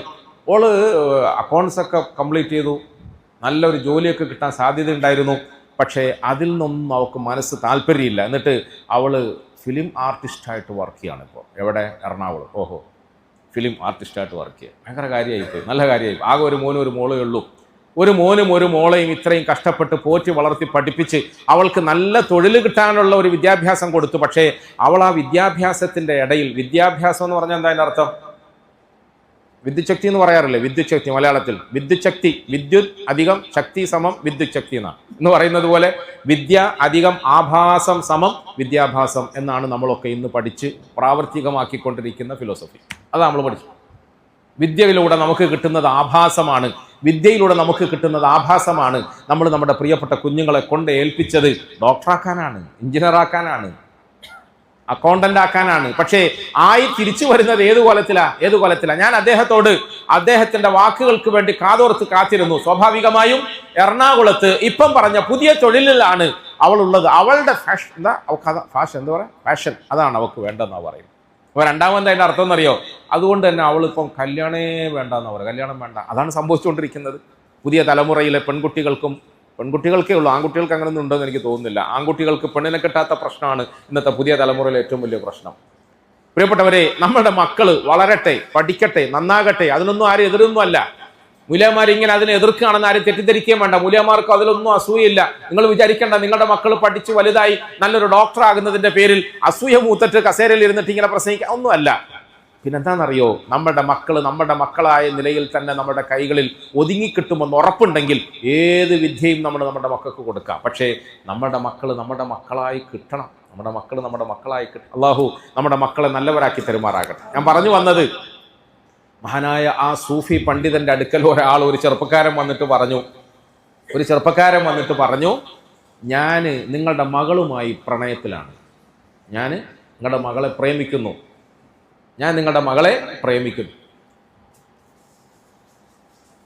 എന്നിട്ട് ആ ചെറുപ്പക്കാരൻ പറഞ്ഞു, ഞാൻ എൻ്റെ മനസ്സിൽ അവളോട് സ്നേഹമുണ്ടായി, ഇഷ്ടമുണ്ടായി. പക്ഷേ അനാവശ്യമായ നിലയിൽ ഒരു പ്രാവശ്യം പോലും ഞാൻ അവളെ കോൾ ചെയ്തിട്ടില്ല, അവൾക്ക് വാട്സപ്പ് അയച്ചിട്ടില്ല, അവൾക്ക് ഫേസ്ബുക്കിൽ എന്നെ ബന്ധപ്പെടാനുള്ള സൗകര്യം ഞാൻ കൊടുത്തിട്ടില്ല. ഞാൻ ഇന്നത്തെ കാലത്താണല്ലോ ഈ പറഞ്ഞതൊക്കെ. അന്നത്തെ കാലത്ത് പ്രേമക്കത്തുകൾ കൊടുത്തയക്കുക. ഞാൻ പ്രേമക്കത്തുകളൊന്നും കൊടുത്തയച്ചു. ഞാൻ ഒരു നിലയിലും അവളെ ബന്ധപ്പെട്ടിട്ടില്ല. പക്ഷേ എനിക്ക് നിങ്ങളുടെ മകളോട് ഉള്ളുകൊണ്ട് ഇഷ്ടമാണ്. ഞാനൊരു മുസ്ലിം ആയതുകൊണ്ട്, പടച്ചവനെ ഭയക്കുന്നത് കൊണ്ട് നേരിട്ട് ഞാൻ പെണ്ണിന്റെ ഉപ്പയുടെ അരികിൽ വന്നിട്ട് അപേക്ഷ സമർപ്പിക്കുകയാണ്. അങ്ങയുടെ മകളെ എനിക്ക് വിവാഹം ചെയ്തു തരുമോ എന്ന് ചോദിച്ചു. നല്ല ചെറുപ്പക്കാരനാണ് അല്ലേ? അന്നത്തെ കാലഘട്ടത്തിൽ അങ്ങനെയായിരുന്നു പ്രിയപ്പെട്ടവരെ. പ്രേമിക്കുന്നവൻ പോലും ഇങ്ങനത്തെ നല്ല മനസ്സിന്റെ ഉടമകളായിരുന്നു. എനിക്ക് അങ്ങയുടെ മകളെ വിവാഹം ചെയ്ത് കഴിഞ്ഞു. ആ മഹാനായ സൂഫി അദ്ദേഹം ആ ചെറുപ്പക്കാരനോട് ചോദിച്ചു, എൻ്റെ മകളെ ഇഷ്ടപ്പെടാൻ എന്ത് കാരണമാണ് നിനക്ക് പ്രേരകമായത്? എൻ്റെ മകളെ ഇഷ്ടപ്പെടാൻ എന്ത് കാരണമാണ്? ഇത്രയും വലിയ ഉസ്താദിന്റെ മോളായതുകൊണ്ട് കെട്ടാന്ന് തോന്നിയതാണോ? എന്ത് കാരണം? അത് മറ്റൊന്നുമല്ല, ഞാൻ തുറന്നു പറയാം. നിങ്ങളുടെ മകളുടെ സൗന്ദര്യത്തിൽ ഞാൻ ആകൃഷ്ടനായി, അവളെ എനിക്കിഷ്ടമാണ്. ആയിക്കോട്ടെ, കുറച്ച് ദിവസം കഴിഞ്ഞു വാ, നമുക്ക് ആലോചിക്കാം. പ്രിയപ്പെട്ടവരെ, ചരിത്രത്തിന്റെ ഗ്രന്ഥത്തിൽ കാണാൻ കഴിയും, ഈ മനുഷ്യൻ തന്റെ പ്രിയപ്പെട്ട പുത്രിക്ക് ആരോഗ്യ പ്രശ്നമുണ്ടാകുന്ന, വയറിളക്കുകയും ആരോഗ്യ പ്രശ്നങ്ങൾ ഉണ്ടാകുകയും ചെയ്യുന്ന തരത്തിൽ മരുന്ന് കൊടുപ്പിച്ചു. ആ കുട്ടീനെ ഇങ്ങനെ ക്ഷീണിപ്പിച്ചു, ശോഷിപ്പിച്ചു. എനിക്ക് പറയുമ്പോൾ നാണക്കേട് പോലെ തോന്നുന്നുണ്ടെങ്കിലും മനസ്സിലാക്കാൻ വേണ്ടി പറയാണ്. ശോഷിച്ചു. അവൾ വയറ്റിൽ നിന്ന് ഇങ്ങനെ നിരന്തരമായി പോയി. എല്ലും കോലുവായി, നമ്മുടെ ഭാഷയിൽ പറഞ്ഞു, എല്ലും കോലുവായി. കുറച്ച് ദിവസത്തിന് ശേഷം ഈ ചെറുപ്പക്കാരൻ വീണ്ടും വന്നു. ഞാൻ നിങ്ങളുടെ മകളെ കല്യാണം കഴിക്കാൻ ആലോചിച്ചു വന്നാണല്ലേ? എന്നാൽ ശരി, എൻ്റെ മകൾ റെഡിയാണ് നിന്നോടൊപ്പം വിവാഹം കഴിക്കാൻ. ഞാൻ അവളെ വിളിക്കട്ടെ? ആദ്യം ഒന്ന് പെണ്ണ് കാണണ്ടേ. അങ്ങനെ പെണ്ണ് കാണാൻ വേണ്ടിയിട്ട് വിളിച്ച് പെണ്ണിനെ കണ്ടപ്പോൾ ഇവൻ ഞെട്ടിപ്പോയി. ഞാൻ അന്ന് കണ്ട പെണ്ണല്ല. ഈ പെണ്ണിൽ വലിയ ഭാവവ്യത്യാസങ്ങൾ വന്നിട്ടുണ്ട്. അവളുടെ ആരോഗ്യം ക്ഷയിച്ചുപോയി, അവളുടെ സൗന്ദര്യം ക്ഷയിച്ചുപോയി, അവൾ ആകെ മാറിയിരിക്കുന്നു. അയാൾ ഞെട്ടിത്തിരിച്ചിട്ട് പോയി, ഇല്ല, ഞാൻ ഇവളുമായി വിവാഹബന്ധത്തിൽ ഏർപ്പെടാനല്ല ആഗ്രഹിച്ചത്, എനിക്ക് ഇവളെ ഇഷ്ടപ്പെടുന്നുമില്ല, ഞാൻ ഇവളെ കല്യാണം കഴിക്കാൻ താല്പര്യപ്പെടുന്നുമില്ല. അദ്ദേഹം ചിരിച്ചുകൊണ്ട് പറഞ്ഞു, സഹോദര, നീ കല്യാണം കഴിക്കാൻ ആശിച്ച് എന്നോട് അപേക്ഷിച്ച പെണ്ണിതാണ്. പക്ഷേ അവൾക്ക് ജീവിതത്തിലുണ്ടായ ചില ആരോഗ്യ പ്രശ്നങ്ങളുടെ പേരിൽ ഭാവവ്യത്യാസം ഉണ്ടായി, രോഗങ്ങളുണ്ടായി. ആ രോഗത്തിന്റെ പേരിൽ അവൾ ഇന്ന് ശോഷിക്കുകയും ഇങ്ങനെ ആവുകയും ചെയ്തു. ഒരു പക്ഷേ എൻ്റെ മകളെ നീ ഓടി വന്ന് പ്രണയഭ്രാന്തിന്റെ പേരിൽ കല്യാണം കഴിക്കണമെന്ന് പറഞ്ഞപ്പോൾ ഞാൻ നിന്റെ കൈകളിൽ പിടിച്ചു തരികയും സ്വാഭാവികമായും 1 മാസം 2 മാസം 1 കൊല്ലത്തിന് ശേഷം എന്തെങ്കിലും ഇങ്ങനത്തെ പ്രശ്നങ്ങൾ ഉണ്ടാവുകയും ചെയ്താൽ ഇന്ന് നീ വെറുത്തിട്ട് ഇറങ്ങിപ്പോകുന്നത് പോലെ എൻ്റെ മകളെ തലാക്ക് ചൊല്ലി മൂലക്കാക്കിയിട്ട് നീ വേറെ പോകുമായിരുന്നില്ലേ? അതുകൊണ്ടാണ് ഞങ്ങളുടെ റസൂൽ സല്ലല്ലാഹു അലൈഹി വസല്ലം നീ കല്യാണം കഴിക്കുമ്പോൾ ഒരു പെണ്ണിന്റെ സൗന്ദര്യത്തെ മാത്രം മുൻനിർത്തിക്കൊണ്ട് വിവാഹം കഴിക്കരുത് എന്ന് ഞങ്ങളോട് കർശനമായി വാണിംഗ് ചെയ്തത് എന്ന് ഞാൻ ബോധ്യപ്പെട്ടു. അതുകൊണ്ടാണ് എൻ്റെ മോളെ അങ്ങ് പെട്ടെന്ന് ചാടിക്കരുത് എനിക്ക് കെട്ടിച്ചേരാഞ്ഞത്. അള്ളാഹു സുബ്ഹാനഹു വ തആല മനസ്സിലാക്കാൻ നമുക്ക് തൗഫീഖ് തരുമാറാകട്ടെ. കുടുംബജീവിതം സുഖകരമാകണമെങ്കിൽ, കുടുംബജീവിതം എന്നും നിലനിൽക്കുന്ന സന്തോഷത്തിന്റെ ഉറവിടമാകണമെങ്കിൽ പരസ്പരമുള്ള ആലോചനയിൽ, പരസ്പരം ഒത്തുപോകാൻ തീരുമാനിക്കുന്നിടം മുതൽക്ക് അങ്ങോട്ട് പ്രിയപ്പെട്ടവരെ നമ്മൾ സത്യസന്ധതയോടുകൂടി, ദീർഘവീക്ഷണത്തോടുകൂടി ആലോചിച്ച് തീരുമാനിക്കണം. മുഹമ്മദ് മുസ്തഫ സല്ലല്ലാഹു അലൈഹി വസല്ലം കർശനമായ നിലയിൽ നമുക്ക് നൽകിയിട്ടുള്ള ഒരു ഉപദേശമാണിത്. രണ്ടാമത്തത്, വിവാഹവുമായി ബന്ധപ്പെട്ട ചടങ്ങുകൾ, വിവാഹവുമായി ബന്ധപ്പെട്ട ആചാരങ്ങൾ, അതുമായി ബന്ധപ്പെട്ട ആഘോഷ തിമർപ്പുകൾ, ഇതിൽ നമുക്ക് മാതൃകാപരമായ ഒരു അവസ്ഥ സൃഷ്ടിക്കാൻ കഴിയണം. നിങ്ങൾ വിചാരിക്കുന്നുണ്ടാവും കുടുംബജീവിതം നന്നാകുന്നതും കല്യാണം ലാവിഷാക്കുന്നതും തമ്മിൽ എന്താ ബന്ധമെന്ന്. പ്രിയപ്പെട്ടവരെ, മുഹമ്മദ് സല്ലല്ലാഹു അലൈഹി വസല്ലം പറഞ്ഞു, അലാ ഇന്ന അഅ്ളമൻ നികാഹി ബറകതൻ ഐസറുഹാ മുഅ്ന. അറിഞ്ഞുകൊള്ളുക ജനങ്ങളെ, സഹോദരങ്ങളെ, അറിഞ്ഞുകൊള്ളുക, ഏറ്റവും ഐശ്വര്യപൂർണമായ വിവാഹം എന്ന് പറയുന്നത് ഏറ്റവും ചെറിയ ചെലവ് കൊണ്ട് നടക്കുന്ന വിവാഹമാണെന്ന് റസൂലുള്ളാഹി സ്വല്ലല്ലാഹു അലൈഹി വസല്ലം. വിവാഹത്തിൽ നമ്മൾ ധൂർത്ത്, അനാവശ്യമായ ധൂർത്ത് നമ്മൾ വിവാഹത്തിൽ വർദ്ധിപ്പിക്കുമ്പോൾ വിവാഹാനന്തര ജീവിതത്തിൽ ബറക്കത്ത് കുറയുമെന്ന് അഷ്റഫുൽ ഖൽഖ് സല്ലല്ലാഹു അലൈഹി വസല്ലം പറഞ്ഞതാണ്. അവിടുത്തെ നാവ് കൊണ്ട് പറഞ്ഞതൊന്നും ഇന്നോളം കളവായിട്ടേ ഇല്ല, ഇന്നോളം തെറ്റിയിട്ടേ ഇല്ല. ആ നാവ് കൊണ്ട് പറഞ്ഞതെല്ലാം സത്യമായി ഭൂമിയിൽ പുലർന്നിട്ടുണ്ട്. ഇന്ന് നമ്മളുടെ വീടുകളിൽ, കുടുംബങ്ങളിൽ തലാഖിന്റെ എണ്ണം വർദ്ധിക്കുന്നത് എന്തുകൊണ്ടാണ് എന്ന് ആലോചിക്കുമ്പോൾ, അല്ലെങ്കിൽ ഭാര്യാഭർത്താക്കന്മാർ തമ്മിൽ തലാഖ് പറഞ്ഞിട്ടില്ലെങ്കിലും തലാഖ് പറയാതെ ഉള്ളിൽ അങ്ങോട്ടും ഇങ്ങോട്ടും ഉരുണ്ടു കൂടുന്ന ഈ ഷണ്ടയും വഴക്കും വക്കാണവും വർദ്ധിക്കുന്നത് എന്തുകൊണ്ടാണ്? ചില ബന്ധങ്ങൾ തലാഖാകുന്നു, അത് നമ്മൾ അറിയുന്നു. ശ്രദ്ധിക്കുന്നുണ്ടല്ലോ അല്ലേ? എല്ലാവരും ഇവിടെ തന്നെ ഉണ്ടല്ലോ അല്ലേ? ചില ആളുകൾ പരസ്പരം അരകലുന്നു, ബന്ധം വിടരുന്നു, തലാഖാകുന്നു, അത് നമ്മൾ അറിയും. എന്നാൽ ഒട്ടനവധി ആളുകൾ തലാഖ് പോലും പറയാൻ കഴിയാതെ വീട്ടിന്റെ ഉള്ളിൽ വർഷങ്ങളായി പരസ്പരം അകന്നു കഴിയുന്നു. എത്ര കുടുംബങ്ങളുണ്ട് പ്രിയപ്പെട്ട? രണ്ടുപേരും രണ്ട് കട്ടിലിലാണ്, അല്ലെങ്കിൽ രണ്ടുപേരും രണ്ട് റൂമിലാണ്, രണ്ടുപേരും രണ്ട് മനസ്സിന്റെ ഉടമയാണ്, രണ്ടുപേരും രണ്ട് തരത്തിൽ ജീവിക്കുകയാണ്. അങ്ങനത്തെ എത്ര ആളുകളുണ്ട്? ഇനി ഒന്നിച്ച് ജീവിക്കുന്നു എന്ന് പുറമേന്ന് കാണുന്ന നമുക്ക് തോന്നിയാലും ഉള്ളിൽ പരസ്പരം സഹകരണമില്ലാതെ, സ്നേഹമില്ലാതെ, പരസ്പരം അങ്ങോട്ടും ഇങ്ങോട്ടും വിശ്വാസമില്ലാതെ ശത്രുക്കളെ പോലെ പെരുമാറുന്നു. പുറമേ നമ്മൾ ചിരിക്കുന്നു, ഉള്ളുകൊണ്ട് നമ്മൾ വെച്ചു പുലർത്തുന്നത് പകയാണ്. അങ്ങനത്തെ എത്ര ആളുകളുണ്ട്? ആ വീട്ടിൽ എങ്ങനെയാണ് സമാധാനം കിട്ടുക? ആ വീട്ടിൽ എങ്ങനെയാണ് ഐശ്വര്യം ഉണ്ടാവുക? റസൂലുള്ളാഹി സ്വല്ലല്ലാഹു അലൈഹി വസല്ലം തങ്ങൾ പറഞ്ഞു, വിവാഹവുമായി ബന്ധപ്പെട്ട് നടത്തപ്പെടുന്ന ആഘോഷ പരിപാടികളിൽ മിതത്വം പാലിക്കണം, ലാളിത്യം പാലിക്കണം, സാദഗി നിങ്ങൾ തിരഞ്ഞെടുക്കണം. സാദഗിയോടുകൂടി നടത്തപ്പെടുന്ന വിവാഹത്തിൽ അള്ളാഹു ബറക്കത്ത് തരും. മുഹമ്മദ് മുസ്തഫ സല്ലല്ലാഹു അലൈഹി വസല്ലം സ്വന്തം ജീവിതത്തിൽ ഒട്ടനവധി വിവാഹം കഴിച്ചു.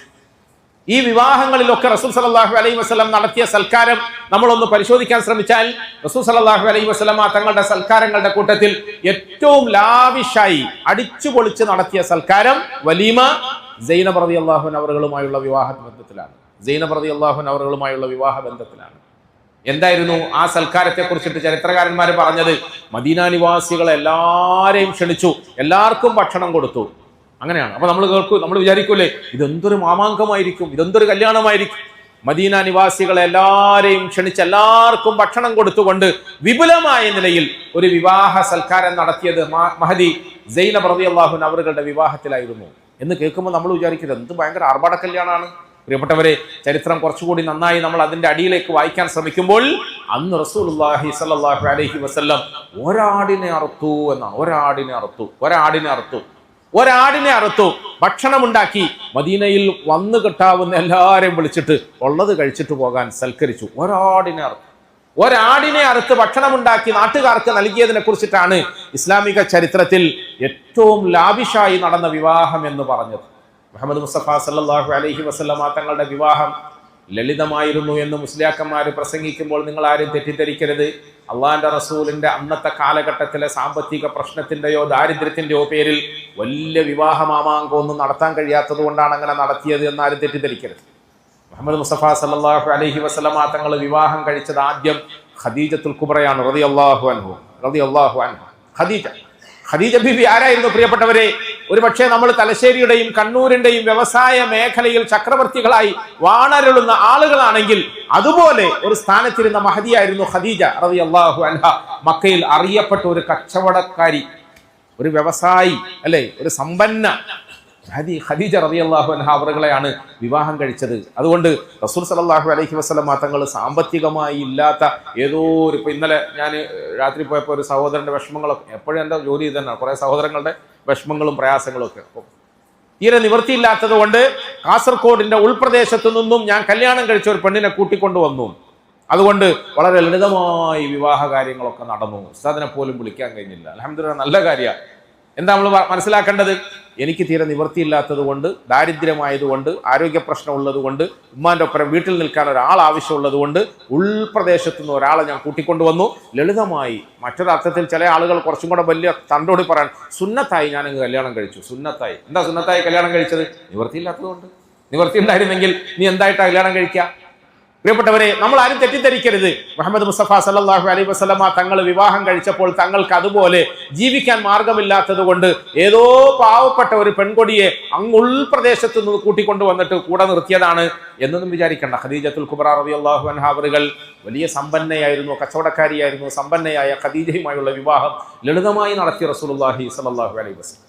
പിന്നെയോ മുഹമ്മദ് മുസ്തഫ സല്ലല്ലാഹു അലൈഹി വസല്ലം വിവാഹം കഴിച്ചത് അബൂബക്കർ സിദ്ദീഖിന്റെ മോളെയാണ് റളിയല്ലാഹു. അബൂബക്കർ ആരാ?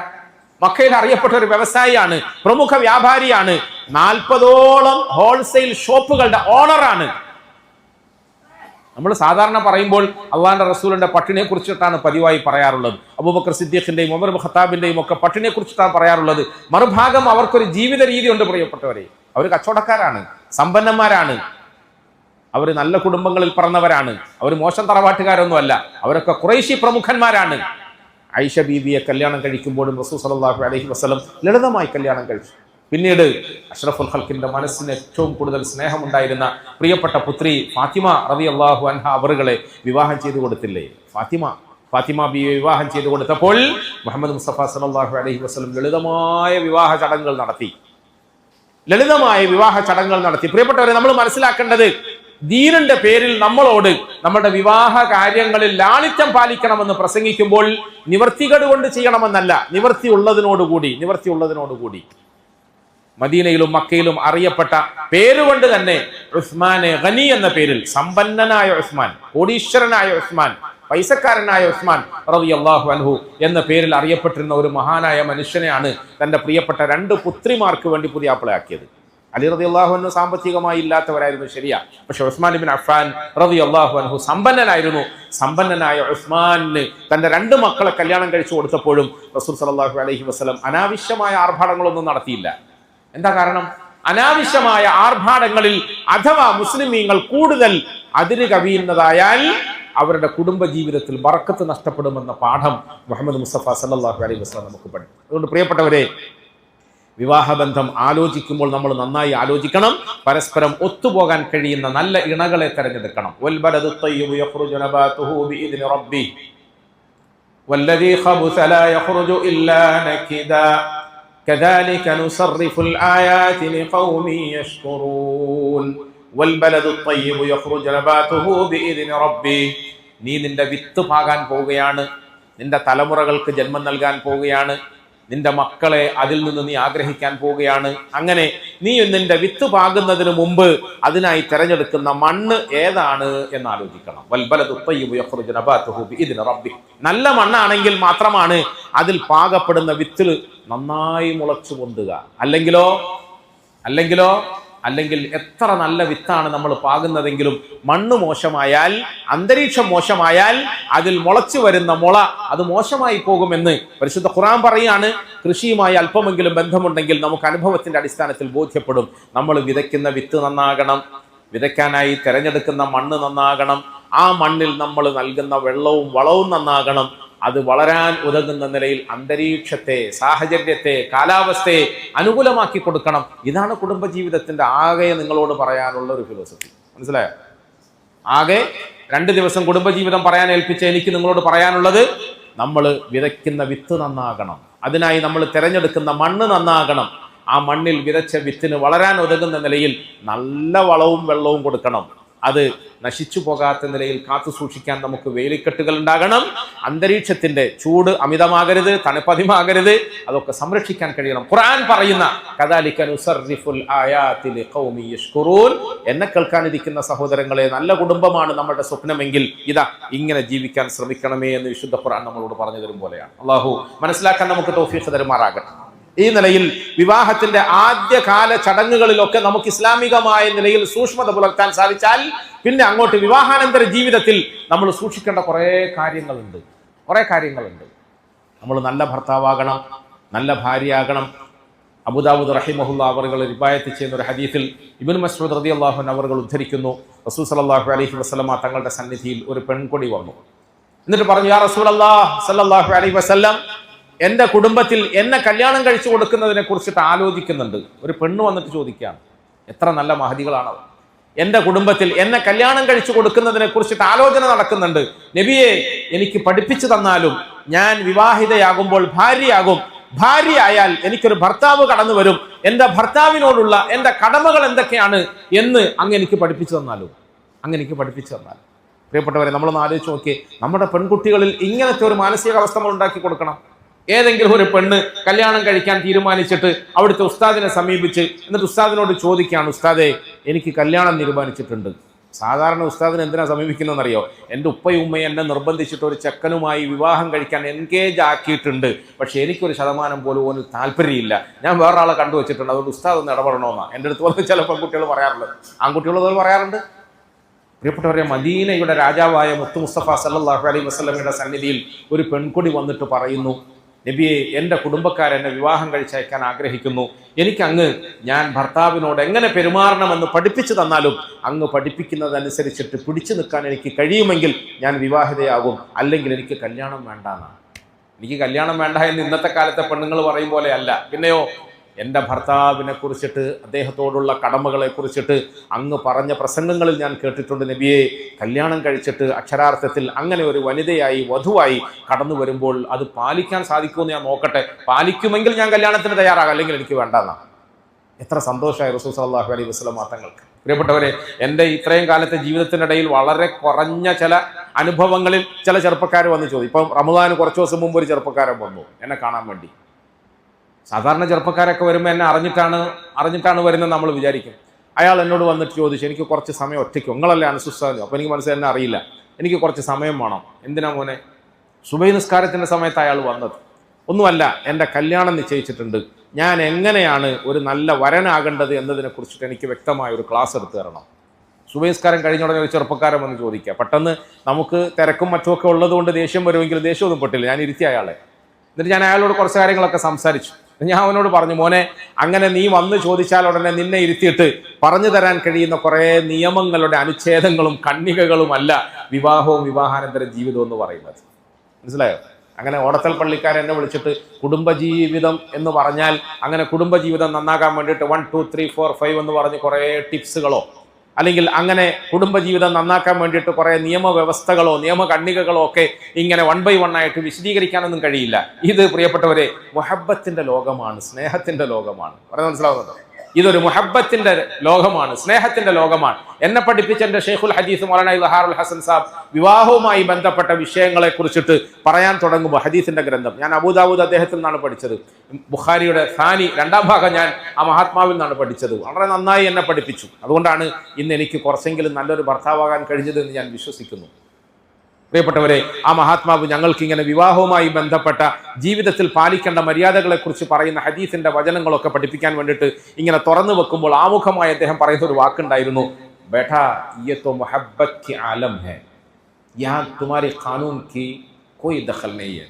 ആദ്യം തന്നെ ആമുഖമായി പറയും, ബേട്ടാ മോനെ, ഇത് ഒരു സ്നേഹത്തിന്റെ ലോകമാണ്. വിവാഹം, വിവാഹാനന്തര ജീവിതം, ഭാര്യാഭർത്തൃ ബന്ധം എന്നൊക്കെ പറഞ്ഞാൽ കുടുംബം സന്തുഷ്ടമാവുക എന്നൊക്കെ പറഞ്ഞാൽ മോനെ, ഇതൊരു സ്നേഹത്തിന്റെ ലോകമാണ്. ഇതൊരു സ്നേഹത്തിന്റെ ലോകമാണ്. ഇവിടെ നിന്റെ കാനൂനുകൾക്കൊന്നും പ്രവേശനമില്ല, നിയമങ്ങൾക്കൊന്നും പ്രവേശനമില്ല, അല്ലെ? നിയമപരമായ നിലയിൽ എഴുതി വെച്ചിട്ട് ഓടിപ്പോയി അത് വായിച്ചു നോക്കിയിട്ട് അല്ലോ ഞാനൊരു ഭാര്യയല്ലേ, ഈ സമയത്ത് ഞാൻ എന്താ ഭർത്താവിനോട് മറുപടി പറയേണ്ടത്, അല്ലോ മറന്നുപോയി, ഓടിപ്പോയി നോക്കി, ഓ തിരിച്ചു പറഞ്ഞു. അങ്ങനൊന്നുമില്ല പ്രിയപ്പെട്ടവരെ. ഇത് ഉള്ളിന്റെ ഉള്ളിൽ സ്നേഹം പൂത്തുലയുമ്പോൾ, മുഹബ്ബത്ത് ഉണ്ടാകുമ്പോൾ, ലിതസ്കുനു ഇലൈഹാ. ഖുർആൻ പറഞ്ഞ അങ്ങനെയാണ്.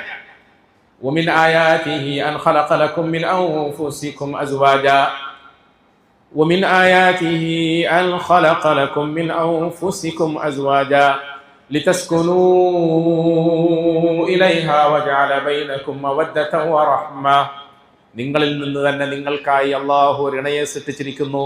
നിങ്ങളിൽ നിന്ന് തന്നെ എന്ന് പറഞ്ഞാൽ നിങ്ങൾ മനുഷ്യനാണ്, അതുപോലെ നിങ്ങളെ പോലെ മറ്റൊരു മനുഷ്യത്തിയെ നിങ്ങൾക്ക് വേണ്ടി ഇണയാക്കി സൃഷ്ടിച്ചു തന്നിരിക്കുന്നു. എന്തിനാണ് ഇപ്രകാരം പരസ്പരം അങ്ങോട്ടും ഇങ്ങോട്ടും ഇണചേരുന്നതിനെ അള്ളാഹു നിയമമാക്കിയത്, പ്രകൃതിയുടെ നിയമമാക്കിയത്? ലിതസ്കുനൂ ഇലൈഹാ, ലിതസ്കുനൂ ഇലൈഹാ.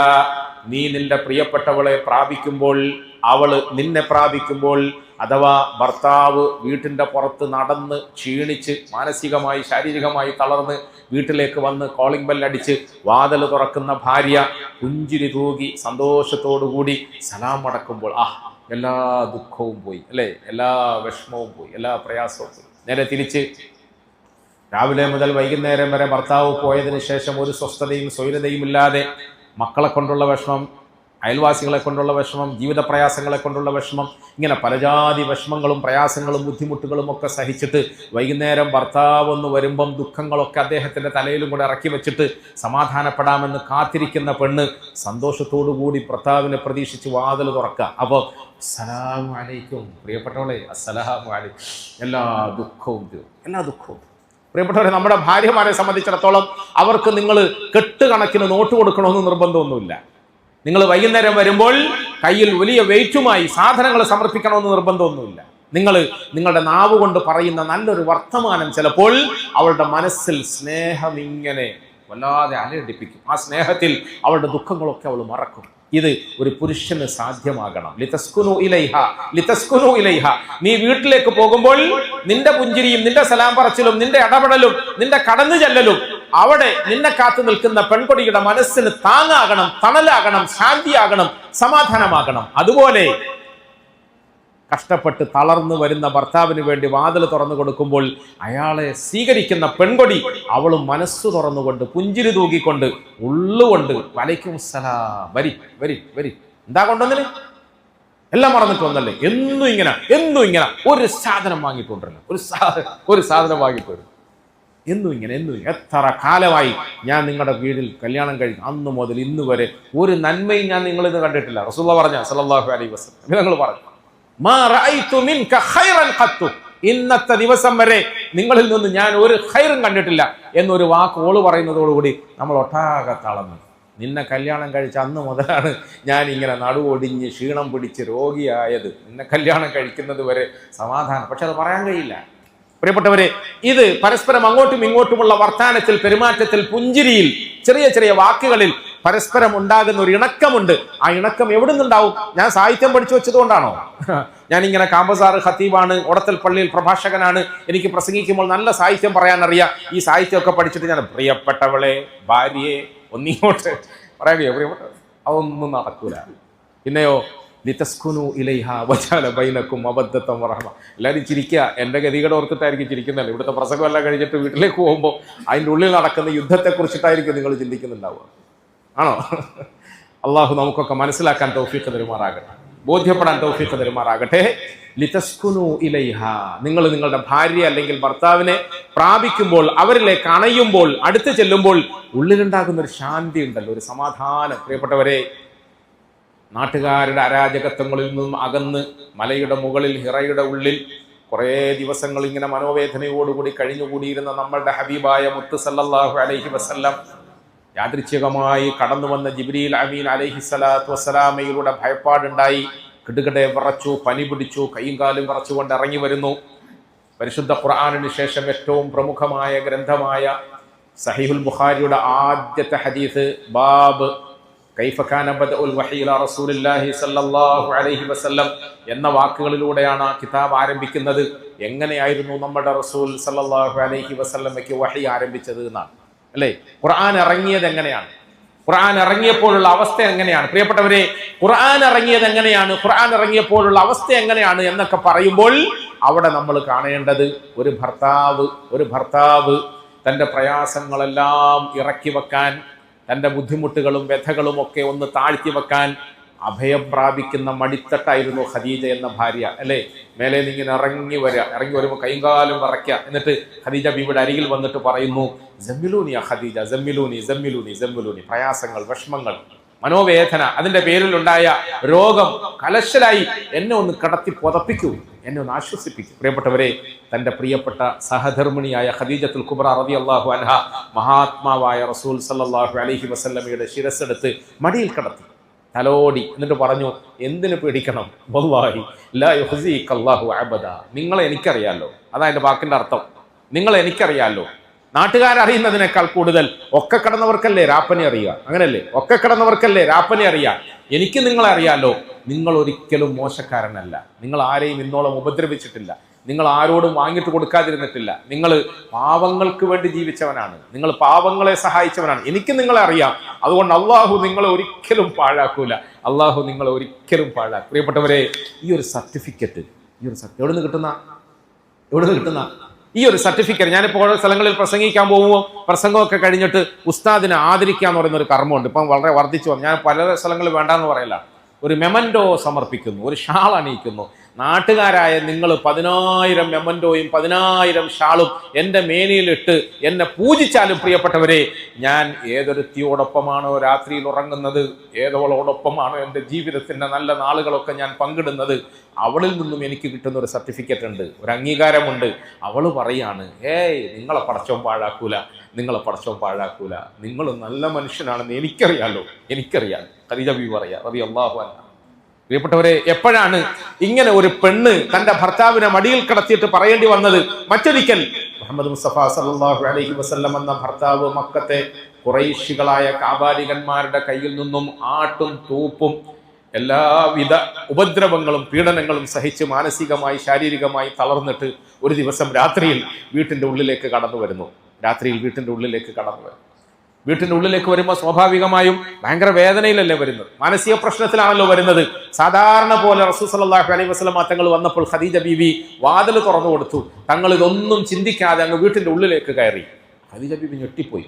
എന്നത്തെയും ഭർത്താവല്ല.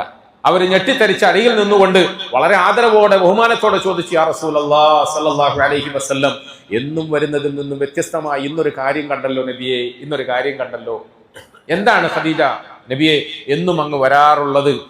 പുഞ്ചിരി തൂക്കിക്കൊണ്ടാണ്. കടന്നു വരുമ്പോൾ സലാം പറയാറുണ്ട്, എന്നെ നോക്കാറുണ്ട്, എന്നെ നോക്കിയിട്ട് നല്ല വർത്തമാനം പറയാറുണ്ട്.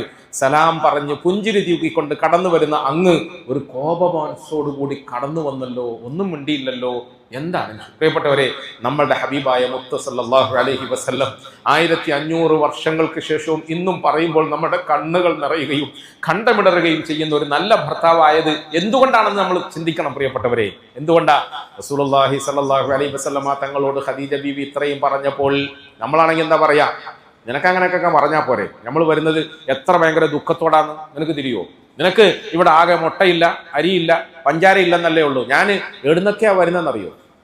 നിനക്കൊന്നും തിരിയില്ല പോ എന്നാ നമ്മൾ പറയാം. ഇനി അതും അല്ലെങ്കിലോ പ്രിയപ്പെട്ടവരെ, നമ്മൾ ചെയ്യാറില്ല, പോട്ടെ ഖദീജ, മാപ്പാക്കി കള, ഞാൻ ടെൻഷൻ കൊണ്ടാണ്, അല്ല നമ്മളങ്ങനെയല്ല. നല്ല ഭർത്താക്കന്മാർ എന്താ പറയാ? പോട്ടെ ഖദീജ, മാപ്പാക്കി കള, ഞാൻ ടെൻഷൻ കൊണ്ടാണ് സലാം പറയാൻ മറന്നുപോയത്, അസ്സലാം പറയാം. പ്രിയപ്പെട്ടവരെ, നമ്മളുടെ ഹബീബായ മുത്ത് സല്ലല്ലാഹു അലൈഹി വസല്ലമയുടെ തിരുമാതൃക നമ്മളുടെ മുമ്പിൽ, സന്തുഷ്ട കുടുംബം പണിയാൻ ആഗ്രഹിക്കുന്ന മുസ്ലിം സമുദായത്തിന്റെ മുമ്പിൽ ഇപ്രകാരം പകർത്തി തന്നു. അഷ്റഫുൽ ഖൽഖ് സല്ലല്ലാഹു അലൈഹി വസല്ലം ഖദീജ ബീവി ഇത്രയും പറഞ്ഞ മാത്രയിൽ ഒരക്ഷരവും മിണ്ടാതെ വന്നതുപോലെ തന്നെ പുറത്തേക്ക് നടന്നുപോയി, പുറകോട്ട് നടന്നിട്ട് ആദ്യം മുതൽ വരുന്നത് പോലെ അഭിനയിക്കാൻ നമ്മൾ പറയാറില്ലേ, ആദ്യം മുതൽ വരുന്നത് പോലെ പുറത്തു നിന്നും തങ്ങൾ കടന്നു വന്നു വാതിലിൽ നിന്നു. അസ്സലാമു അലൈക്കും യാ ഖദീജ, അസ്സലാമു അലൈക്കും യാ ഖദീജ എന്ന് പുഞ്ചിരി തൂക്കിക്കൊണ്ട് പറഞ്ഞു. ഖദീജ അസ്സലാമു അലൈക്കും. ഖദീജയും പൊട്ടിക്കറി. അഷ്റഫുൽ ഖൽഖ് സല്ലല്ലാഹു അലൈഹി വസല്ലം നമുക്ക് കാണിച്ചു തന്ന മാതൃക എന്താണെന്നറിയോ? സാധാരണഗതിയിൽ ഭാര്യയുടെ മുമ്പിൽ നമ്മൾ തോറ്റു കൊടുക്കാറില്ല. അതുകൊണ്ട് തന്നെ എന്നെ ഇങ്ങോട്ട് ശകാരിക്കുകയോ കുറ്റം പറയുകയോ തിരുത്തുകയോ ചെയ്യുന്ന ഭാര്യയോട് ഞാൻ തിരിച്ച് കയർത്ത് സംസാരിക്കുകയാണ് പതിവ്. അല്ല, നമ്മുടെ റസൂൽ സല്ലല്ലാഹു അലൈഹി വസല്ലം തിരിച്ച് സംസാരിച്ചില്ല, കയർത്തില്ല എന്ന് മാത്രമല്ല, വെറും ഒരു അഭിനയത്തിന്റെ പേരിൽ മാപ്പ് പറയുന്നതിന് പകരം തിരിഞ്ഞു നടക്കുകയും രണ്ടാമത് വരികയും എൻ്റെ പ്രിയതമയോട് സ്നേഹം പ്രകടിപ്പിച്ചുകൊണ്ട് വീണ്ടും സലാം പറഞ്ഞ് വീട്ടിൽ പ്രവേശിക്കുകയും ചെയ്തു. ഈ മാതൃകയിൽ അവിടുന്ന് ജീവിച്ചത് കൊണ്ടാണ് അഷ്റഫുൽ ഖൽഖ് സല്ലല്ലാഹു അലൈഹി വസല്ലമയുടെയും ഖദീജ ബീവിയുടെയും വിവാഹം 1500 വർഷങ്ങൾക്ക് ശേഷവും ഭൂമിയിൽ എവിടെയും ചർച്ചയാകുന്നത്, അല്ലേ? എവിടെയും ചർച്ചയാണ് ഖദീജ ബീവി. പ്രിയപ്പെട്ടവരെ, ആയിഷ റളിയല്ലാഹു അൻഹാ അവറുകൾ എന്ന കന്യകയുമായി റസൂൽ സല്ലല്ലാഹു അലൈഹി വസല്ലം വിവാഹബന്ധത്തിൽ ഏർപ്പെട്ടു. ഹഫ്സയോടൊപ്പം തങ്ങൾ ജീവിച്ചു റളിയല്ലാഹു അൻഹ, സൗദയോടൊപ്പം സൈനബയോടൊപ്പം ഒക്കെ റസൂൽ സല്ലല്ലാഹു അലൈഹി വസല്ലം തങ്ങൾ ജീവിച്ചു. ഒരേ കാലഘട്ടത്തിൽ 9 ഭാര്യമാരെ ഒന്നിച്ചു കൊണ്ട് നടന്നു. ഏതെങ്കിലും ഒരു ഭാര്യയുടെ ഭാഗത്തു നിന്നും അഷ്റഫുൽ ഖൽക്കിന്റെ പെരുമാറ്റത്തെക്കുറിച്ചിട്ടും സ്വഭാവ ദൂഷ്യത്തെക്കുറിച്ചിട്ടും ആരെ കൊണ്ടും പേര് പറയിപ്പിക്കാതെ നല്ല ഭർത്താവായ നിലയിൽ അവരോടൊപ്പം ജീവിച്ചു. നല്ല ഭർത്താവായ നിലയിൽ അവരോടൊപ്പം ജീവിച്ചത് നമ്മൾ ആരും തെറ്റിദ്ധരിക്കുന്നത് പോലെ വാരി വാരി നോട്ട് കൊടുത്തത് കൊണ്ടല്ല, സാധനങ്ങൾ വാങ്ങിക്കൊടുത്തത് കൊണ്ടല്ല. പലപ്പോഴും ആ വീടകങ്ങളിലൊക്കെ മുഴുപ്പട്ടിണിയായിരുന്നു. തീ കത്തിക്കാൻ കഴിയാത്ത അടുപ്പും ഒന്ന് നന്നായി വിരിക്കാനും പുതയ്ക്കാനും ഒന്നിച്ച് കടക്കാനുമില്ലാത്ത പുതപ്പ്, അല്ലെ? പുതപ്പിന് പകരം ചാക്ക്. ആ ചാക്ക് തന്നെ 2 പേർക്ക് വേണ്ടി ഒന്ന് ഇങ്ങനെ. ആ വീടകം വളരെ ദാരിദ്ര്യത്തിലായിരുന്നു, വളരെ കഷ്ടപ്പാടിലായിരുന്നു. പക്ഷേ ആ മനസ്സുകളുടെ ഉള്ളിൽ സ്നേഹമുണ്ടായിരുന്നു, മുഹബ്ബത്തുണ്ടായിരുന്നു. സ്നേഹമുണ്ടായിരുന്നു, മുഹബ്ബത്തുണ്ട്. പ്രിയപ്പെട്ടവരെ, നമ്മൾ പറഞ്ഞു വന്നത് അവിടെയാണ്. ഇത് മുഹബ്ബത്തിന്റെ ലോകമാണ്, ഇത് മുഹബ്ബത്തിന്റെ ലോകമാണ്. നമ്മുടെ ഹൃദയങ്ങളിൽ മുഹബ്ബത്തുണ്ടായാൽ, സ്നേഹമുണ്ടായാൽ പരസ്പരം ഇണക്കമുണ്ടാകും. അതുകൊണ്ട് നിയമങ്ങൾ പറഞ്ഞ് സമയം കളയാനുള്ള ലോകമല്ല എൻ്റെ അടുക്കൽ. ആ വന്ന ചെറുപ്പക്കാരൻ, അതൊരു സന്തോഷം പറയാൻ വേണ്ടി ഞാൻ പറഞ്ഞു. ചെറുപ്പക്കാരനോട് ഞാൻ അങ്ങനെയൊക്കെ കുറേ കാര്യങ്ങൾ പറഞ്ഞു. അദ്ദേഹം പറഞ്ഞു, ഞാൻ നാളെയും വരാം, എനിക്ക് എന്തെങ്കിലും പറഞ്ഞു തരണേ. അടുത്ത ദിവസം എനിക്ക് ഭയങ്കര സന്തോഷം ഉണ്ടായി. ഞാൻ അതുകൊണ്ട് വീണ്ടും വീണ്ടും എടുത്തു പറയുന്നത്. പല ദിവസം വന്ന് അദ്ദേഹം കുറേ കാര്യങ്ങളൊക്കെ പഠിച്ചു. എന്നിട്ട് ഒരു ദിവസം വൈകുന്നേരം ഉണ്ട്, പെട്ടെന്ന് ഇവൻ എന്നെ ഫോൺ വിളിക്കുന്നു. എന്നെ ഫോൺ വിളിച്ചിട്ട്, ഉസ്താദേ സംഗതി നാളെയാണ് എൻ്റെ നിക്കാഹ്. ഇത്രയും ദിവസം ഞാൻ അവിടെ വന്ന് എല്ലാം ചോദിച്ചു പഠിച്ചു, നമ്മൾ തമ്മിൽ ഇത്രയൊക്കെ അടുത്തു, പക്ഷെ ഞാൻ നിങ്ങളെ കല്യാണത്തിൽ ക്ഷണിക്കാൻ മറന്നുപോയല്ലോ. എന്തായാലും ഉസ്താദ് നാളെ വരണേ മോനെ. ഞാൻ ഇന്ന് രാത്രിത്തെ ട്രെയിനിൽ കൊല്ലത്തേക്ക് പോവാണ്, എനിക്ക് കൊല്ലത്തും തിരുവനന്തപുരത്തൊക്കെ പരിപാടിയാണ്. അല്ലാ അങ്ങനെ പറയല്ല. ഞാൻ ഇതിനാ സന്തോഷം പറയുന്നത്. അൽഹംദുലില്ലാ, ആ ചെറുപ്പക്കാരൻ എന്നെ കല്യാണത്തിന് ക്ഷണിച്ചില്ല, ഞാൻ അയാളുടെ കല്യാണത്തിന് പോയില്ല, എനിക്കതിൽ പരാതിയില്ല. പ്രിയപ്പെട്ടവരെ, നമ്മുടെ നാട്ടിൽ വേറെ ഒരുപാട് കല്യാണങ്ങൾക്ക് എന്നെ ക്ഷണിക്കാറുണ്ട്. ആ കല്യാണങ്ങളിലൊക്കെ ഞാൻ തന്നെ പ്രസംഗിക്കണമെന്ന് അവർ നിർബന്ധ ബുദ്ധി എടുക്കാറുണ്ട്. പക്ഷേ ആ കല്യാണങ്ങളിലൊന്നും ഈ പറയുന്നത് പോലെ ഒരു ചെറുപ്പക്കാരൻ നമ്മൾ പറയുന്ന ഇൽമ അനുസരിച്ചിട്ട് അമൽ ചെയ്യാൻ തയ്യാറായിട്ടുണ്ടോ എന്ന് സംശയമാണ്. ഈ ചെറുപ്പക്കാരനെ സംബന്ധിച്ചിടത്തോളം ഞാൻ അവനോട് ചോദിച്ചു, നീ എങ്ങനെ അവിടെ എത്തിപ്പെട്ടത്? അപ്പോൾ അവൻ പറഞ്ഞു, ഞാൻ ഒരു അനാദിപീഡിയയിൽ സാധനത്തിന്റെ ലിസ്റ്റ് കൊടുക്കാൻ വേണ്ടി പോയതാണ്.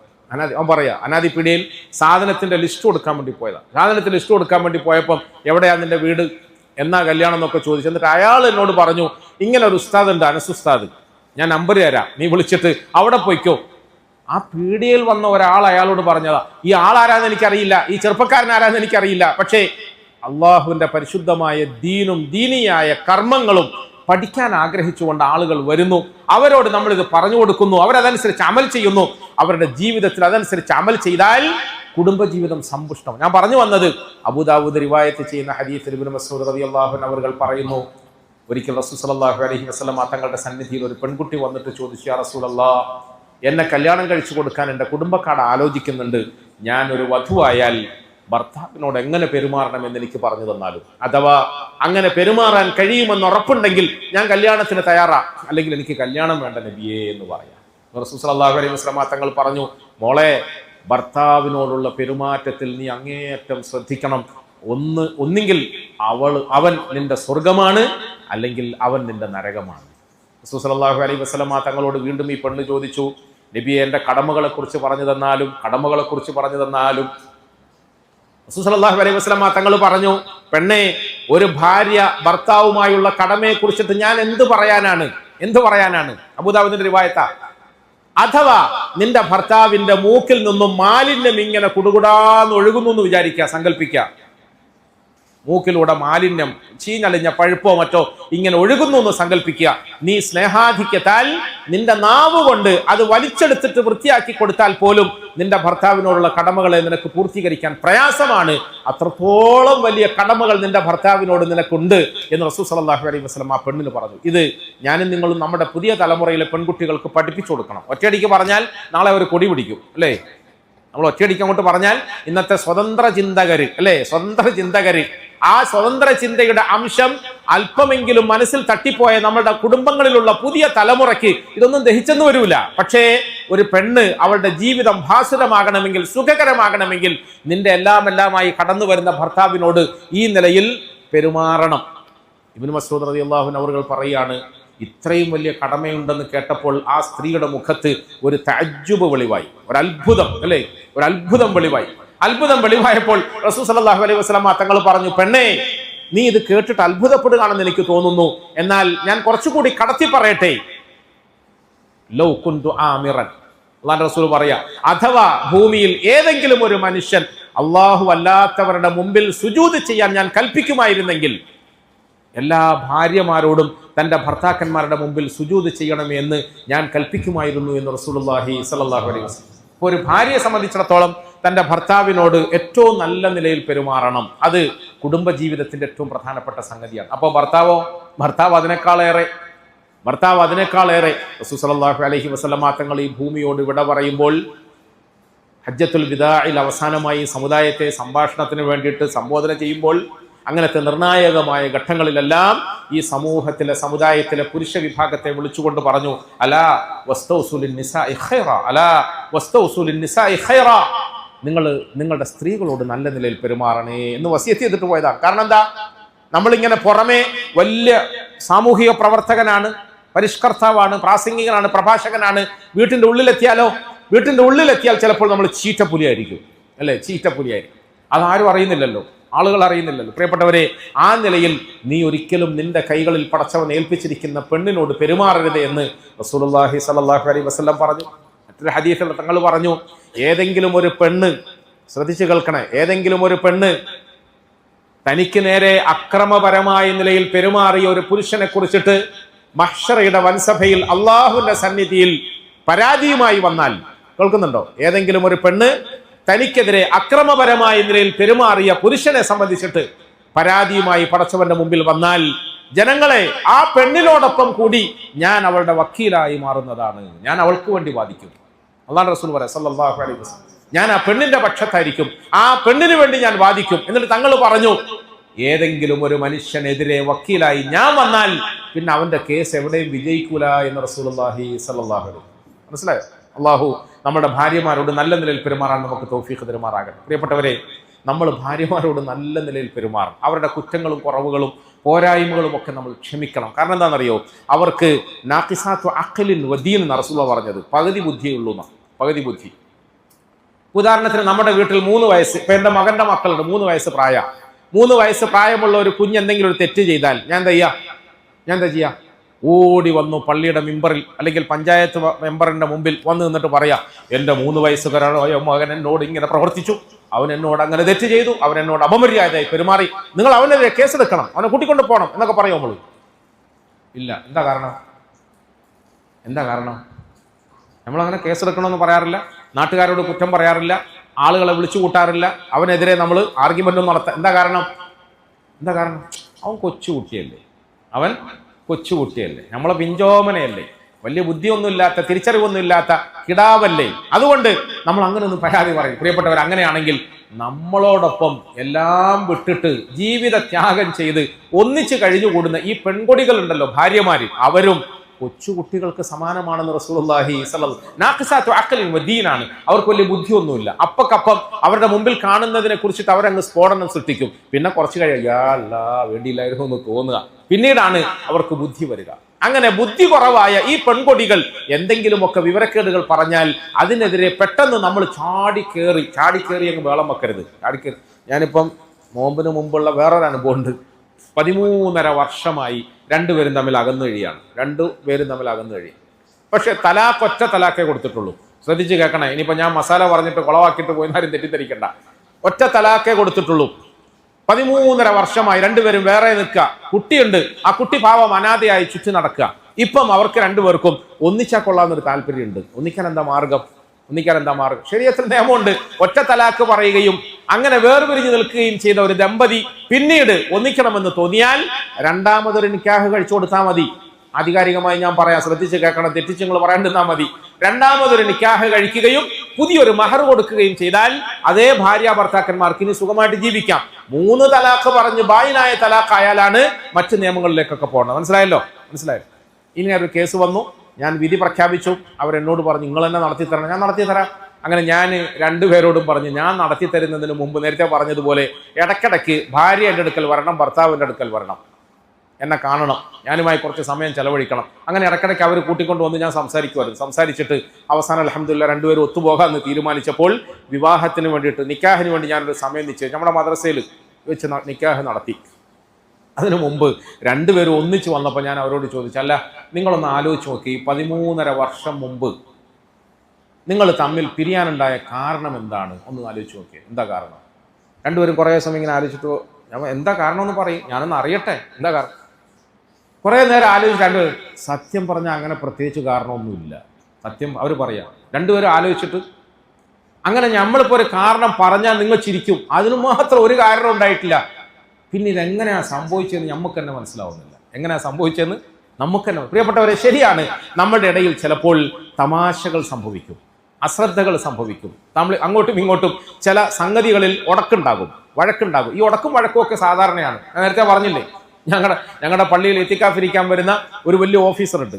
ആ ഓഫീസർ ഞാനിങ്ങനെ എത്തിക്കാഫിന്റെ അവസാനത്തെ ദിവസങ്ങളിൽ കുടുംബജീവിതത്തെക്കുറിച്ചാണ് പറയുക. കാരണം എത്തിക്കാഫ് 10 ദിവസം ഇരുന്നിട്ട് ഇവിടുന്ന് പോയി അവിടെ ചെല്ലുമ്പോഴും പഴയ ആളായിട്ട് തന്നെയാണ് ചെല്ലുന്നതെങ്കിൽ ഭാര്യമാർ നമ്മളെ പിരാവൂലേ അല്ലേ? 10 ദിവസം ഇയാൾ അവിടെ പോയി ഇരുന്നിട്ട് വന്നിട്ട് ഇങ്ങനെയാ വന്നേന്ന് നോക്കും. അതുകൊണ്ട് ഇവിടുന്ന് എത്തിക്കാഫ് ഇരുന്നിട്ട് പോകുന്ന പുരുഷന്മാരെ പരമാവധി ഭാര്യമാരോട് ഒന്ന് പുഞ്ചിരിക്കാനെങ്കിലും പഠിപ്പിച്ചിട്ടാണ് നമ്മൾ വിടുക. അങ്ങനെ ഞാൻ വിവാഹ ജീവിതത്തിൽ പുലർത്തേണ്ട പുരുഷന്മാരുടെയും ഭാര്യമാരുടെയും ഒക്കെ കടമകളെ കുറിച്ചിട്ടൊക്കെ സാധാരണ പറയുന്നത് പോലെ ക്ലാസ് എടുക്കുന്നതുപോലെ ക്ലാസ് എടുത്തിട്ട് അന്ന് രാവിലെ അത്താഴത്തിൽ എഴുന്നേറ്റപ്പോൾ ഈ പാവം മനുഷ്യൻ ഭയങ്കര ആവേശം മൂത്തു. അത്താഴത്തിന് ആവേശം മൂത്തിട്ട് നന്നാകാൻ വിചാരിച്ചു. ഞാൻ കുറേ ടിപ്സുകളൊക്കെ പറഞ്ഞു കൊടുത്തു. അപ്പം നിങ്ങൾക്ക് പറയാൻ സമയമില്ലല്ലോ, സമയം തീർന്നു പോയില്ലേ. അങ്ങനെ കുറേ പറഞ്ഞ കൂട്ടത്തിൽ ഇയാൾ രാവിലെ അത്താഴത്തിൽ എഴുന്നേറ്റിട്ട് ആരും കാണാതെ പള്ളീൻ്റെ വെളിയിൽ പോയി ഇന്നുകൊണ്ട് ഫോൺ എടുത്തിട്ട് ഹലോ ഹലോ ഹലോ വിളിച്ച് 2-3 പ്രാവശ്യം എന്താ കേൾക്കുന്നില്ലേ, സലാം അലൈക്കും സലാം അലൈക്കും, മറുപടി ഇല്ല. പിന്നെയും വിളിച്ചു മറുപടി കട്ടാക്കുന്നത്. എനിക്ക് മനസ്സിലായി, ഞാനിവിടെ നിസ്കരിച്ചിട്ടിങ്ങനെ ഒറ്റയ്ക്ക് ഇരുട്ടത്ത് ദ്വാരത്തോട്ടിരിക്കുകയാണ്. അദ്ദേഹം പിന്നെയും വിളിക്കുക, പിന്നെയും കട്ടാക്കുന്നത്, പിന്നെയും വിളിക്കും. ഒരു 5-6 പ്രാവശ്യമായപ്പോൾ അപ്പുറത്തെ തലയ്ക്കുന്ന ചട്ടപ്പട്ടാന്ന് നിങ്ങൾ ആടിനെ ഇങ്ങനെ വിളിച്ചിട്ട് അസ്സലാമു അലൈക്കും എന്ന് പറഞ്ഞാൽ മതി. ഇവിടെ പോയ പള്ളി സുഖമായിട്ട് കിടക്കല്ലേ, അനസുസ്താദിന്റെ കബ്സ തിന്നാം, മന്തി തിന്നാം, ബിരിയാണി തിന്നാം, ഒന്നും അറിയണ്ട. ഞാനിവിടെ രാവിലെ എഴുന്നേറ്റിട്ട് എന്തെങ്കിലും ഉണ്ടാക്കി എൻ്റെ മക്കൾക്ക് കൊടുക്കണ്ട, അതിൻ്റെ ഇടയ്ക്ക് നിങ്ങൾ അസ്സലാമു അലൈക്കും. ഞാൻ ഇത് കേൾക്കുന്നുണ്ട് ഫോണിലാണ്. ഇയാളുടെ ചിറ്റപ്പന് ഇളകി. ഇയാൾ അവനെ കാട്ടി ഭയങ്കര ഒച്ചത്തിൽ സംസാരിച്ച് 10 ദിവസത്തേക്ക് ഇങ്ങോട്ട് പരോളിൽ വന്നാണല്ലോ. ഇയാൾ തിരിച്ചങ്ങോട്ട് അലാക്കിന് ഇയാളെ അങ്ങോട്ട് ചൂടാക്കി. ഞാൻ അത്തയ്യാത്തിലിരുന്നു, അതുവരെ ദ്വായിലായിരുന്നു, ഞാൻ അത്തയ്യാത്തിലിരുന്നു. ഈ മനുഷ്യൻ ഫോണൊക്കെ അവിടെ വെച്ചിട്ട് ഓടി ഇങ്ങനെ എൻ്റെ അടുത്ത് വന്ന് അത്തയ്യാത്തിരിക്കുന്ന എൻ്റെ അരികിൽ വന്നിട്ട് ഇങ്ങനെ ഇരിക്കുക. ഞാൻ സലാം വിട്ടുന്നേ ഇല്ല, അത്തയ്യാത്തില. പ്രിയപ്പെട്ടവരെ, കുറേ സമയം ഇദ്ദേഹം കാത്തിരുന്ന് ഏതായാലും ഒഴിഞ്ഞു പോകില്ല എന്ന് കേട്ടപ്പോൾ ഞാൻ സലാം വീട്ടിപാട് അദ്ദേഹത്തിൻ്റെ കാലിങ്ങനെ കുറിച്ചിട്ട് വല്ലാഹി സത്യം ഞാൻ ഒന്ന് ചോദിച്ചോട്ടെ പക്ഷെ എന്താ ചോദിക്കാം, ഒന്ന് ചോദിച്ചു, ഒന്നും വിചാരിക്കല്ല, ഒന്ന് ചോദിച്ചോട്ടെ. ഞാൻ മറ്റേല്ലാം കേട്ടല്ല, അത് ഇയാൾ അറിയുന്നില്ല. എന്താ ചോദിക്കാണ്? അല്ല ഒന്ന് ചോദിച്ചാൽ ദേഷ്യം പിടിക്കും. എനിക്കൊരു ദേഷ്യമല്ല. ചോദിച്ചു, നിങ്ങളെ പുറക്ക് ഓളുമായിട്ട് വഴക്കിടാറുണ്ടോ, കലമ്പാറുണ്ടോ? നിങ്ങൾ ഓള് കലമ്പാറുണ്ടോ? അവർ കലമ്പോ എങ്ങനെ എപ്പം? ഞാൻ പറഞ്ഞു എല്ലാ ദിവസവും ഏറ്റവും കുറഞ്ഞത് 5 നേരം കലമ്പും, അതിൽ കൂടുതൽ എത്ര ആവും ഞാൻ എണ്ണാറില്ല. മിനിമം ഒരു 5-6 നേരം ഉറപ്പാണ്. ഓള് നിങ്ങളെ കലമ്പേ, ഞാൻ കലമ്പ് കെട്ട് സഹിക്കാൻ കേട്ടുണ്ടല്ലേ ഞാൻ പള്ളി വന്നിരിക്കുന്നത് 10 ദിവസത്തേക്ക് സ്വസ്ഥമായിട്ട് റമദാൻ മോശമാക്കണ്ടെന്ന് വിചാരിച്ചിട്ട് ഇവിടെ വന്നിരിക്കുകയല്ലേ. പ്രിയപ്പെട്ടവരെ, അദ്ദേഹം അത്ഭുതപ്പെട്ടു, അത് വിശ്വസിക്കാൻ കഴിയുന്നില്ല.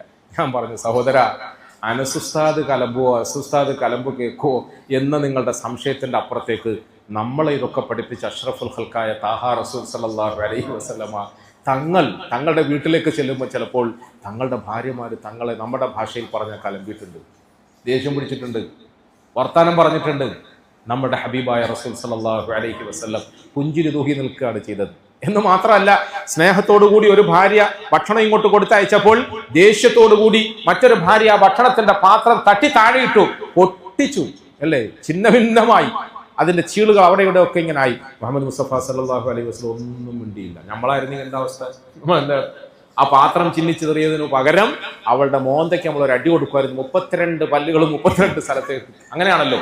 അഷ്റഫുൽ ഖൽഖ് സല്ലല്ലാഹു അലൈഹി വസല്ലം ആരോഗ്യമില്ലാത്ത ആളായതുകൊണ്ട് ക്ഷമിച്ചാന്ന് നമ്മൾ വിചാരിക്കണ്ട.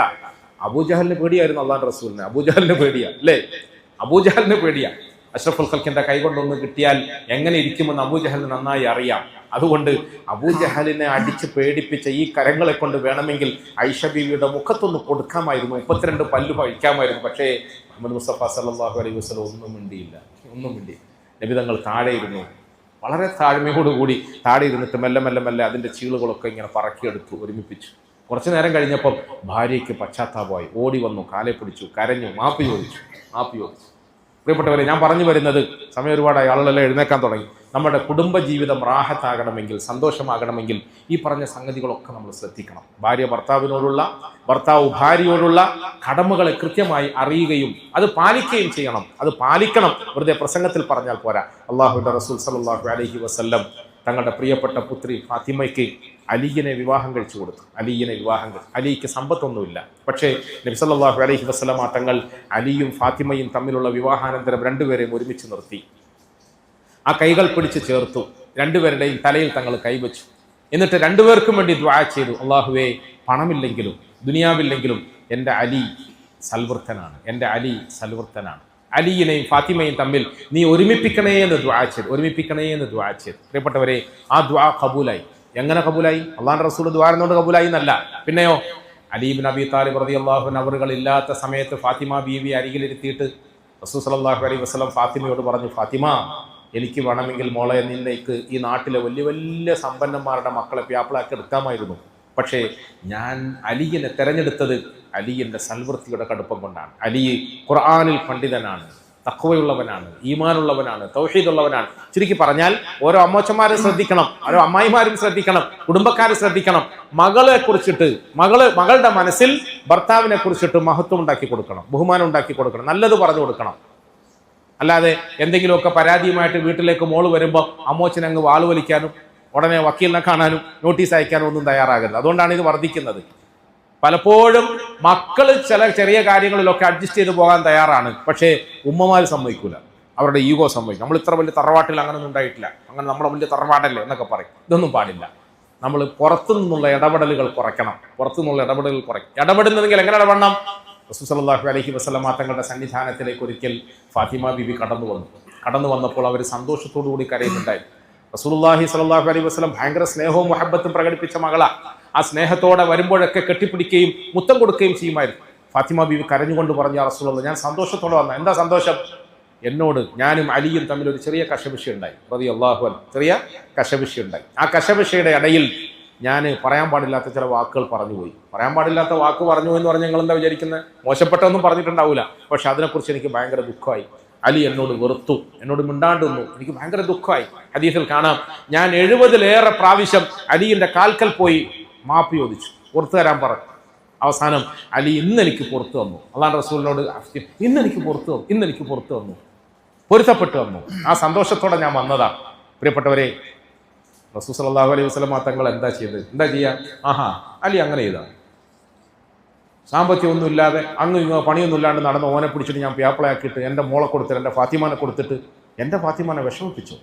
എൻ്റെ ഫാത്തിമാനെ ഒരിക്കലും വിഷമിപ്പിക്കരുത് എന്ന് മിമ്പറിൽ നിന്നുകൊണ്ട് പ്രസംഗിച്ചിട്ടുണ്ട് പ്രിയപ്പെട്ട റസൂൽ സല്ലല്ലാഹു അലൈഹി വസല്ലം. അങ്ങനത്തെ ഫാത്തിമയാണ്, ചെറിയ ഫാത്തിമയല്ല. നബി തങ്ങൾ ചൂടായില്ല, ദേഷ്യപ്പെട്ടില്ല. പകരം ഇരിക്കുന്ന എനിക്ക് നിങ്ങൾക്ക് പാഠമാകാൻ വേണ്ടി അവിടുന്ന് ഫാത്തിമയോട് എണീച്ചു എന്നിട്ട് പറഞ്ഞു, ഫാത്തിമ, നീ ചെയ്തത് നന്നായി. നിന്റെ പ്രിയതമനായ ഭർത്താവായ പ്രിയപ്പെട്ട അലിയുടെ പൊരുത്തക്കേടോടുകൂടി എങ്ങാനും നീ മരിച്ചുപോയെങ്കിൽ, അള്ളാഹു കാത്തുരക്ഷിക്കുമാറാകട്ടെ, നിന്റെ പ്രിയപ്പെട്ട ഭർത്താവിന്റെ പൊരുത്തക്കേടോടുകൂടി എങ്ങാനും നീ മരിച്ചുപോയെങ്കിൽ, മോളെ, ഈ വാപ്പ നിന്റെ മയ്യത്ത് സ്കരിക്കൂലായിരുന്നു. കാരണം നിനക്ക് നിന്റെ ഭർത്താവാണ് വലുത്. റസൂൽ സല്ലല്ലാഹു അലൈഹി വസല്ലം വിവാഹം കഴിഞ്ഞു കുറച്ച് ദിവസം, അങ്ങനെയാണല്ലോ, കല്യാണം കഴിഞ്ഞിട്ട് അങ്ങ് കൊണ്ടപ്പോക്ക. നിങ്ങളെ തലശ്ശേരിക്കാരെ പോലെ മോളെ നമ്മുടെ അറയിൽ കൂട്ടലല്ല, അങ്ങ് കൊണ്ടപ്പോക്ക. ഇത്രയും കാലം ഞാൻ എത്ര സ്നേഹത്തോടെ കൊണ്ടു നടന്ന എൻ്റെ പ്രിയപ്പെട്ട പുത്രിയെ ഭർത്താവ് അങ്ങ് കൊണ്ടുപോയാൽ എത്ര വിഷമം ഉണ്ടാവും, അല്ലേ? വിഷമം റസൂലുള്ളാഹിക്ക് ഉണ്ടായി. ഉണ്ടാവൂലേ? ഉണ്ടാവും, വിഷമമുണ്ടായി. കല്യാണം കഴിഞ്ഞ് പോയി കുറച്ച് ദിവസം കഴിഞ്ഞപ്പോൾ റസൂൽ സല്ലല്ലാഹു അലൈഹി വസല്ലം ഫാത്തിമ ബീവിയെ കാണാൻ വേണ്ടി വീട്ടിലേക്ക് പോയി. ഫാത്തിമ ബീവിയെ കാണാൻ വേണ്ടി അവിടെ ചെന്നിട്ട് പറഞ്ഞു, മോളെ ഫാത്തിമ, എപ്പോഴും ബാപ്പയും മോളും തമ്മിൽ അങ്ങനത്തെ ബന്ധമാണ്, ഒരിക്കൽ പോലും കാണാതിരിക്കാൻ പറ്റൂല. അതൊക്കെ വിശദമായി പറയണമെന്ന് ഞാൻ വിചാരിച്ചാണ്, സമയമില്ലാത്തത് കൊണ്ടാണ്. ഇത്രയും സ്നേഹനിധിയായ ബാപ്പ മോളോട് പറഞ്ഞു, മോളെ ഫാത്തിമ, എന്നെ കാണാനായിട്ട് വിഷമിച്ച് ഞാൻ വന്നതാ. മോളെ, ഞാൻ നിന്നെ കുറച്ച് ദിവസത്തേക്ക് വീട്ടിലേക്ക് കൂട്ടിക്കൊണ്ടുപോകാൻ വേണ്ടി വന്നതാ. ബാ, നമുക്ക് പോവല്ലേ, നമുക്ക് വീട്ടിലേക്ക് പോവല്ലേ എന്ന് പറഞ്ഞു. ബാപ്പ വിളിക്കുകയാണ്. സാധാരണ വാപ്പയല്ല, അള്ളാഹുവിന്റെ റസൂലാണ് സല്ലല്ലാഹു അലൈഹി. ബാപ്പ വിളിക്കുക, ബാ പോവാന്ന് വിളിക്കുക. അപ്പൊ ഫാത്തിമ ബീവി ഇങ്ങനെ മടിച്ചു നിന്ന്. എന്താ മടിച്ചിരിക്കുന്നത്? ഈ വാപ്പ വിളിക്കുന്നിടത്ത് ഏത് പാതിരാത്രിയിലും ഓടി വരുന്ന കരളിന്റെ കഷ്ണമായ ഫാത്തിമ എന്നാണ് മടിച്ചു നിൽക്കുന്നത്? നബി തങ്ങൾ വീണ്ടും വീണ്ടും ആരാഞ്ഞപ്പോൾ ഫാത്തിമ റളിയല്ലാഹു അൻഹ അവர்கள் പറഞ്ഞു, യാ റസൂലല്ലാഹ്, എന്റെ കരളിന്റെ കഷ്ണമായ റസൂലുള്ളാഹി സല്ലല്ലാഹു അലൈഹി. റസൂലുള്ളാഹ് വിളിക്കുന്നു, ബാപ്പ വിളിക്കുന്നു. ആ വിളിക്ക് ഉത്തരം ചെയ്യാൻ എന്റെ മനസ്സ് അങ്ങേയറ്റം തിടുക്കം കൂട്ടുന്നു, വെമ്പൽ കൊള്ളുന്നു. പക്ഷേ റസൂലുള്ളാഹ്, അങ്ങയുടെ നാവിൽ നിന്നും ഭർത്താവിനോടുള്ള കടമയെക്കുറിച്ചിട്ട് പഠിച്ചിട്ടാണ് ഞാൻ കല്യാണം കഴിഞ്ഞ് വന്നത്. ഭർത്താവിനോടുള്ള കടമയെക്കുറിച്ച് പഠിച്ചിട്ട് അങ്ങയുടെ നാവിൽ നിന്ന് പഠിച്ചിട്ടാണ് വന്നത്. എൻ്റെ ഭർത്താവ് ഇപ്പൊ അലിയാണ്. അലിയുടെ അനുമതി ഇല്ലാതെ, അനുവാദം ചോദിക്കാതെ ഞാൻ എങ്ങനെ ഇവിടുന്ന് ഇറങ്ങി വരാം? അല്ലേ? എത്ര നല്ല ഭർത്താവ്, എത്ര നല്ല ഭാര്യ. പ്രിയപ്പെട്ടവരെ, അന്നേരം നമ്മൾ എന്താ പറയേണ്ടത്? നീ വേജാറൊന്നും ആവണ്ട, ഞാൻ ഫോൺ വിളിച്ച് പറഞ്ഞോളാം. ഓ, നമ്മുടെ സ്വന്തം ആളല്ലേ, നമ്മുടെ സ്വന്തം അലിയല്ലേ, ഞാൻ ഫോൺ വിളിച്ചു, നീ ബാപ്പല്ലേ വിളിക്കുന്നത്. ബാപ്പ കാറും കൊണ്ട് വന്നിട്ട് ബാപ്പനെ പ്രിയപ്പെട്ടവരെ, മുഹമ്മദ് മുസ്തഫ സല്ലല്ലാഹു അലൈഹി, അതാ ഞാൻ പറഞ്ഞത്, പച്ചയായ നിലയിൽ നമ്മുടെ ജീവിതത്തിൽ പകർത്തേണ്ട മാതൃകയാണ് റസൂൽ സല്ലല്ലാഹു. അല്ലാതെ വെറും പ്രഭാഷകനും വലിയ തങ്ങളും സയ്യിദും ഒന്നും അല്ല. പച്ചയായ നിലയിൽ സല്ലല്ലാഹു അലൈഹി വസല്ലമ തങ്ങൾ ആ കാര്യം ബോധ്യപ്പെട്ടുകൊണ്ട് അവിടെ തന്നെ കാത്തു നിന്നു, അലി വരുന്നത് വരെ റളിയല്ലാഹു അൻഹു. അലി ഇബ്നു അബി താലിബ് വന്നപ്പോൾ ഫാത്തിമ ബീവി റളിയല്ലാഹു അൻഹ അവர்கள் ദുഃഖത്തോടെ ഇരിക്കുകയാണ്. എന്താ ദുഃഖം എന്നറിയോ?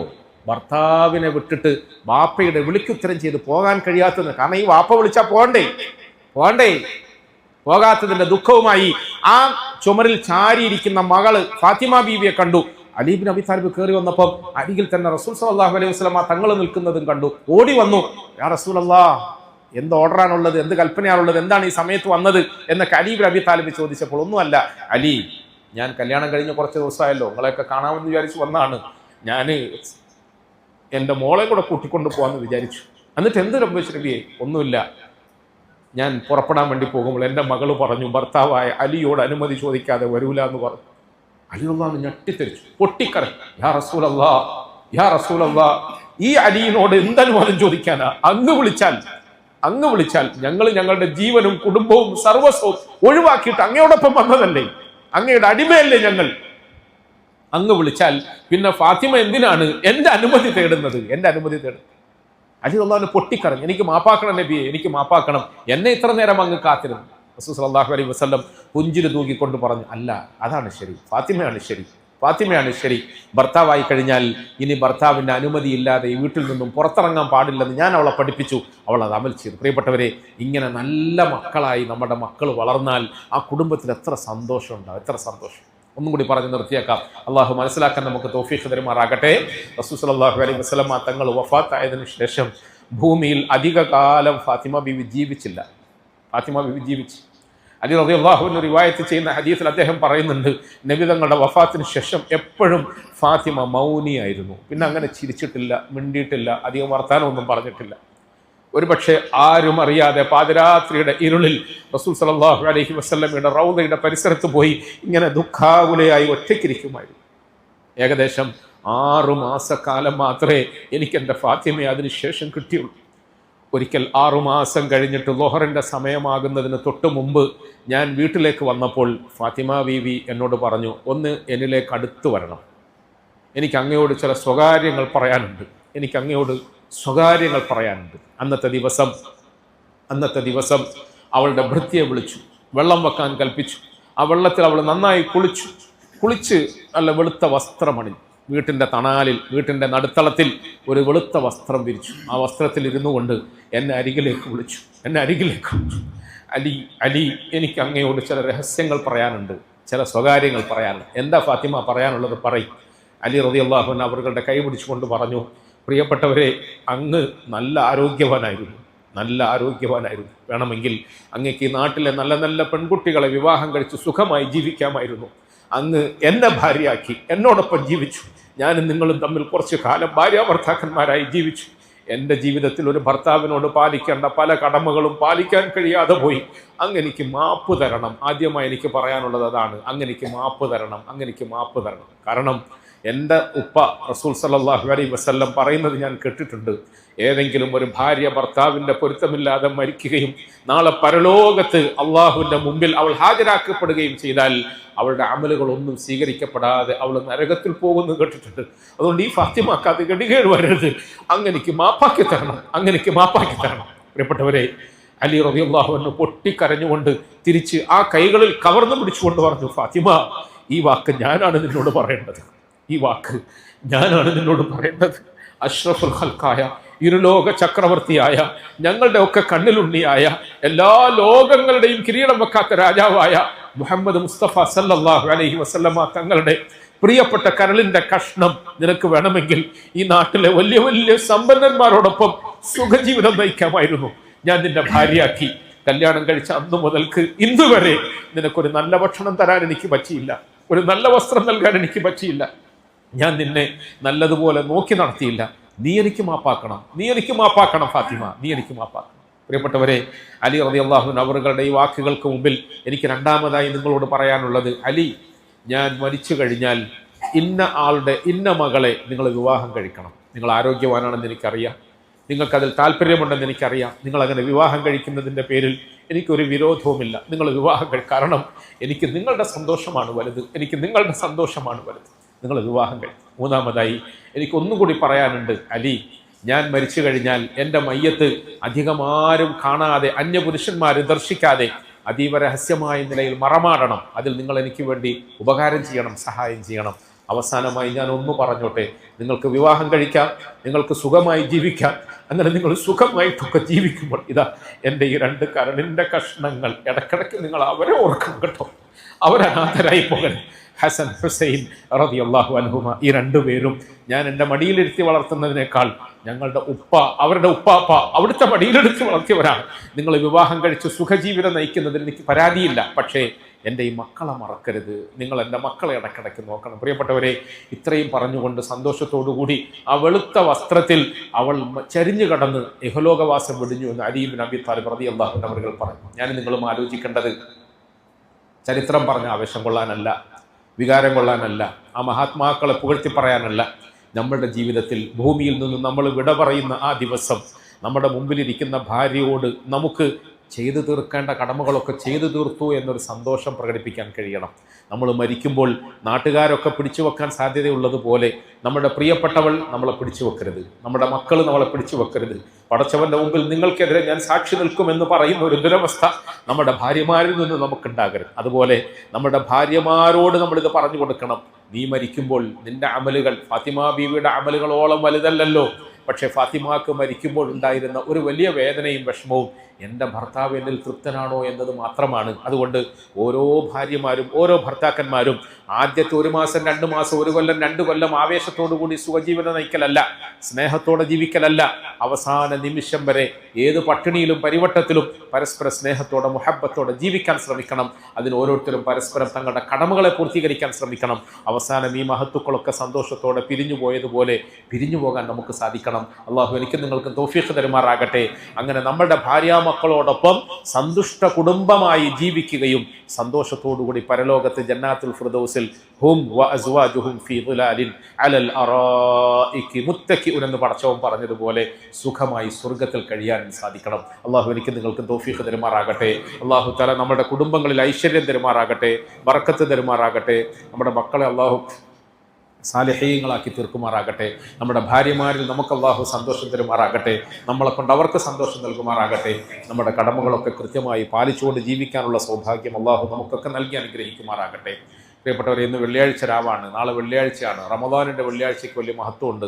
അധികമായി നമ്മൾ സലാത്ത് പറയണം, സലാത്ത് വർദ്ധിപ്പിക്കണം, ഇസ്തിഗ്ഫാർ വർദ്ധിപ്പിക്കണം. നാളെ മുതൽ അവസാനത്തെ 10ലേക്ക് കടക്കുകയാണ് നമ്മൾ. അതുകൊണ്ട് വളരെ ശ്രദ്ധയോടുകൂടി സൂക്ഷ്മതയോടുകൂടി അമലുകൾ വർദ്ധിപ്പിക്കണം, സലാത്ത് വർദ്ധിപ്പിക്കണം, ഇസ്തിഗ്ഫാർ വർദ്ധിപ്പിക്കണം, നിസ്കാരാദി കർമ്മങ്ങൾ, ഖുർആനോത്ത്, ഇതൊക്കെ നമ്മൾ വർദ്ധിപ്പിക്കണം. അല്ലാഹു സുബ്ഹാനഹു വ തആല അമൽ ചെയ്യാനുള്ള സൗഭാഗ്യം നൽകി